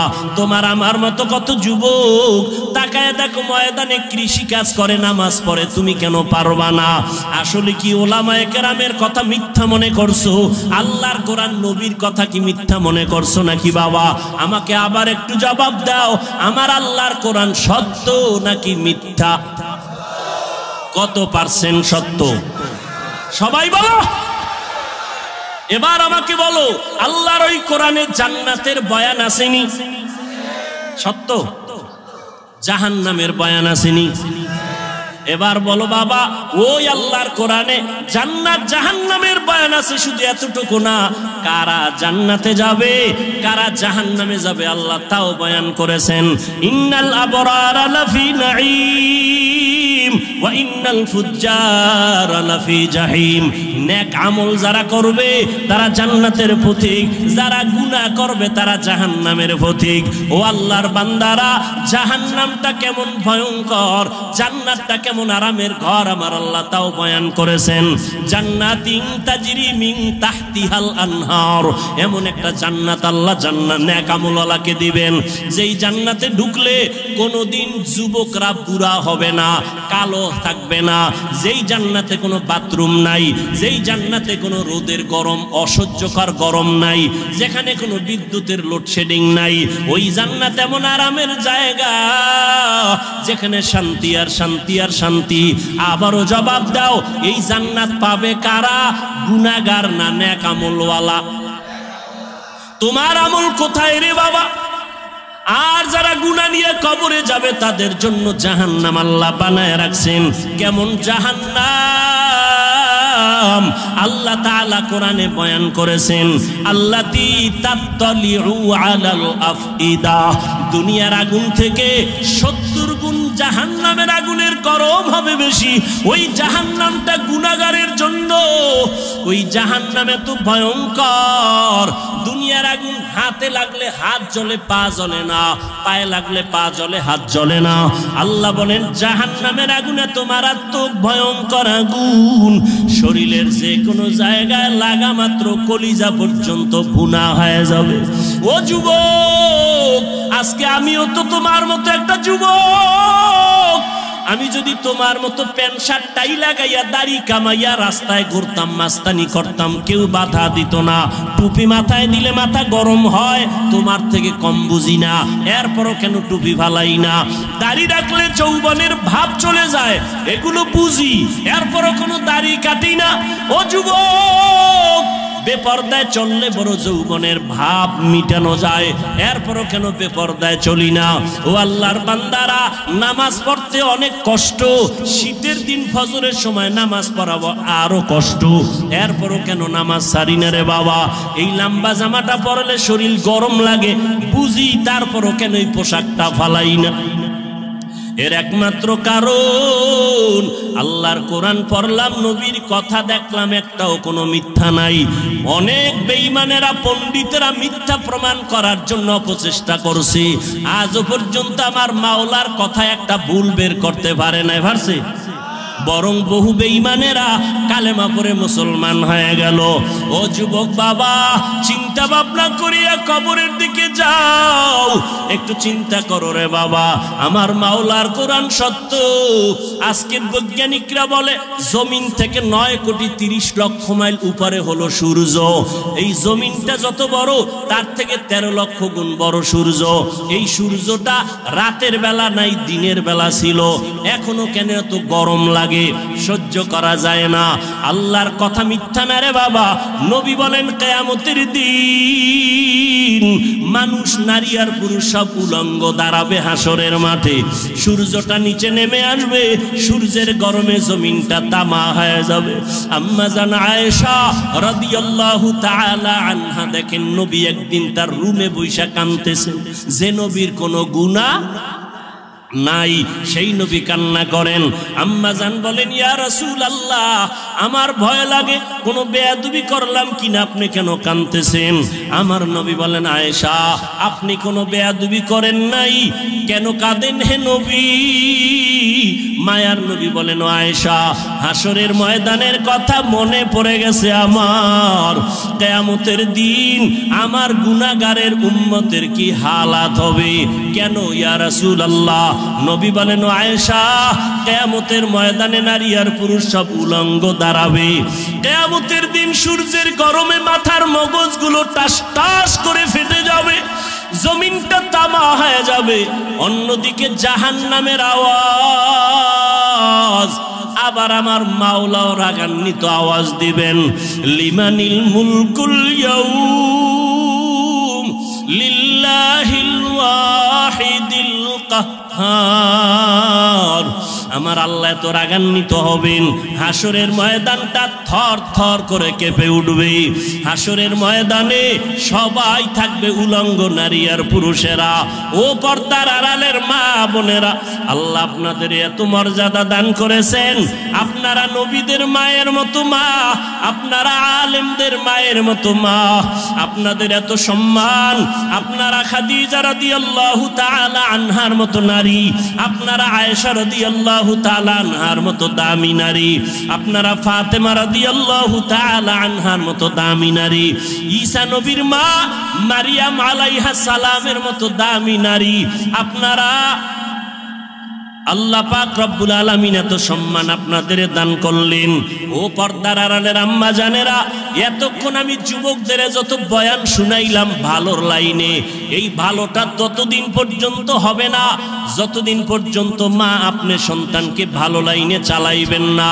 কারণ সন্তান ভালো লাইনে যাওয়ার পেছনে অবদান হলো মায়ের, কারণ সন্তান মাকে বেশি ফলো করিয়া চলে।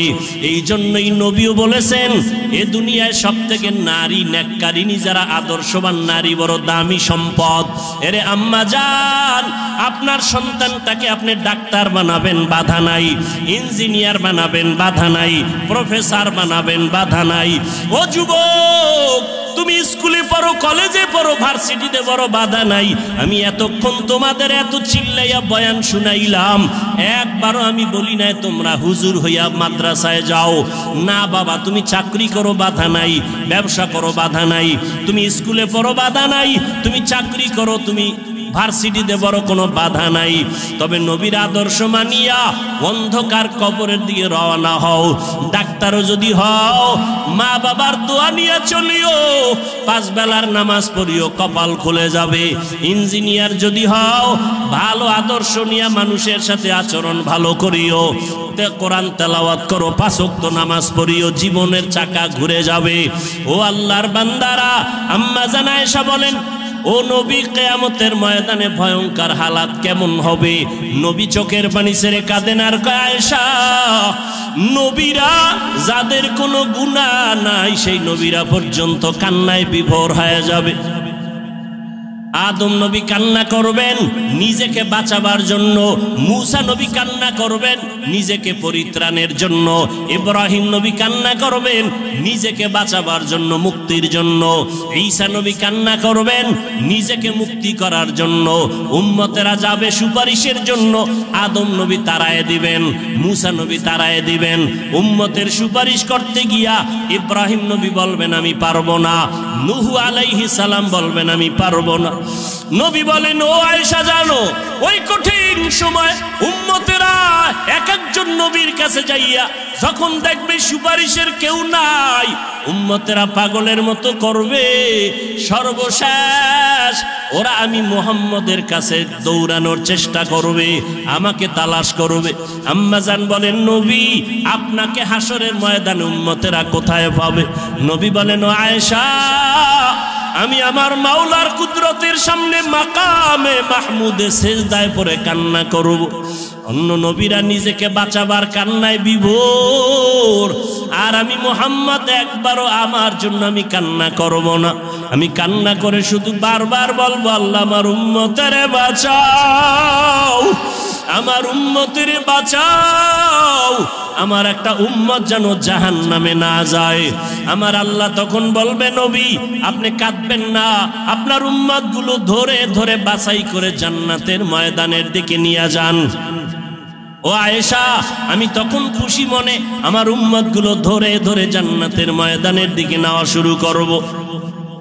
আম্মা জান আয়েশা বলেন, ইয়া রাসূলুল্লাহ, কোটি কোটি কোটি মানুষের ভেতরে আপনার উম্মত গুলো চিনবেন কি করে? নবী বলেন, ও আয়েশা, যেই উম্মত দুনিয়াতে আমি মুহাম্মদের মহব্বতে ভরিয়া ওযু বানাইয়া 5 বেলার নামাজ যথাযথভাবে আদায় করবে, কিয়ামতের ময়দানে ওই ওযুর জায়গাগুলো নূরের আলোতে চমকাইতে থাকবে। আমি নবী দেখে দেখে উম্মতকে জান্নাতের দিকে নিয়ে যাব। ও কুষ্টিয়ার মুসলমান বাবারা, ও যুবক বৃদ্ধ বাবাজি, পর্দার আড়ালের মা বোনেরা, কিয়ামতের ময়দানে আল্লাহ না করুন যদি আল্লাহর নবীর সুপারিশের কাতারে দাঁড়াইতে না পারি, বেনামাজি হইয়া যদি দাঁড়াই, বেপরদার অবস্থা নিয়ে যদি দাঁড়াই, তওবা না করে গুনাহ নিয়ে যদি যাই, নবী তখন বলবে, না তুমি আমার উম্মত না, আমি তোমার নবী না। আল্লাহ পাক বলবেন, ও ফেরেশতা, এই গুনাহগার বেনামাজি নাফরমানের জাহান্নামের হ্যান্ডকাপ লাগায় দাও। ও আল্লাহর বান্দারা, সূর্যের গরম সইতে পারি না, গুনাহ নিয়ে কবরে গেলে হাসরের ময়দানে কেমনে জাহান্নামের আগুন সহ্য করব? একটু নিজের চিন্তা করো। আজকে তোমার ডানে বামে, আমার ডানে বামে ভক্তবৃন্দের অভাব নাই, টাকা পয়সা বাড়ি গাড়ির অভাব নাই, মরিয়া গেলে সাদা কাফন ছাড়া কেউ নাই, অন্ধকার কবরে কেউ আমার আপন হইয়া যাবে না।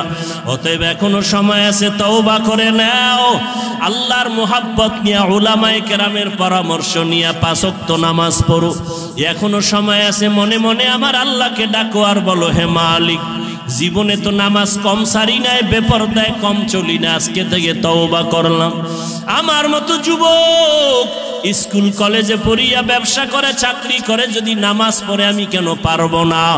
আজকে থেকে নামাজ ছাড়বো না, বেপরদায় চলবো না, দাড়ি কাটবো না, মা বাবার সাথে বেয়াদবি করবো না, মুরব্বীদের সাথে বেয়াদবি করবো না, উলামায়ে কেরামের পরামর্শ নিয়া, নবীর তরিকা মানিয়া চলবো, মা বাবার দোয়া নিয়া চলবো।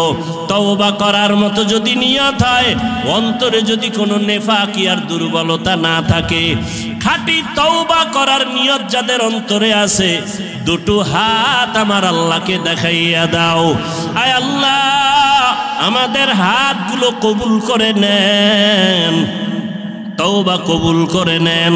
তওবার উপরে মজবুত হইয়া নবীজির আদর্শ মানিয়া উলামায়ে কেরামের পরামর্শে চলার তৌফিক দান করেন, আমিন। আলহামদুলিল্লাহি রাব্বিল আলামিন, ওয়াসসালাতু ওয়াসসালামু আলা সাইয়্যিদিল আমবিয়াই ওয়াল মুরসালিন ওয়া আলা আলিহি ওয়া আসহাবিহি আজমাইন। ইয়া আরহামার রাহিমিন, ইয়া আরহামার রাহিমিন, ইয়া আরহামার রাহিমিন। রব্বিরহামহুমা কামা রব্বায়ানি সগীরা। আল্লাহুম্মা ইন্নাকা আফুউন কারীম তুহিব্বুল আফওয়া ফা'ফু আন্না। اللهم إنا نسألك رضاك والجنة ونعوذ بك من سخطك والنار। ও দয়ার মালিক, কুদরতের নজর দিয়ে দেখেন উলামায়ে কেরাম, মুরব্বী, হাজী সাহেব, কত ব্যবসায়ী, চাকরিজীবী, কত ছাত্র ভাই, যুবক ভাই, পর্দার আড়ালের মা বোনেরা হাত তুলেছেন। আয় আল্লাহ, আমরা সবাই গুনাহগার, জাহান্নামের আসামি। তওবার নিয়তে হাত তুলেছি। জীবনে হাতের দ্বারা কত গুনাহ করেছি, চোখের দ্বারা কত গুনাহ করলাম, জবানে গুনাহ করলাম, কত নামাজ ছাড়লাম, বেপরদায় চললাম। আজকে থেকে তওবা করলাম, আর নামাজ ছাড়ব না রে আল্লাহ। আয় আল্লাহ, আর গুনাহ করব না। আয় আল্লাহ, মা বাবার সাথে বেয়াদবি করব না। উলামায়ে কেরামের পরামর্শ নিয়ে নবীর তরিকা মেনে চলব রে আল্লাহ। আমাদের তওবা কবুল করে নেন। আয় আল্লাহ, জীবনের সব গুনাহগুলো মাফ করে দেন আল্লাহ। মাহফিল কবুল করে নেন। আয়োজনকারী, সহযোগিতাকারীদের কবুল করে নেন। আয় আল্লাহ, মেহেরবানি করে আমাদের সকলের তওবা কবুল করে নেন। তওবার উপরে মজবুত হইয়া চলার মতো তৌফিক দান করেন আল্লাহ। আয় আল্লাহ, কুষ্টিয়ার জমিনের দিয়ে তাকায় দেখেন আপনার বান্দারা দীর্ঘ টাইম খোলা আকাশের নিচে বসে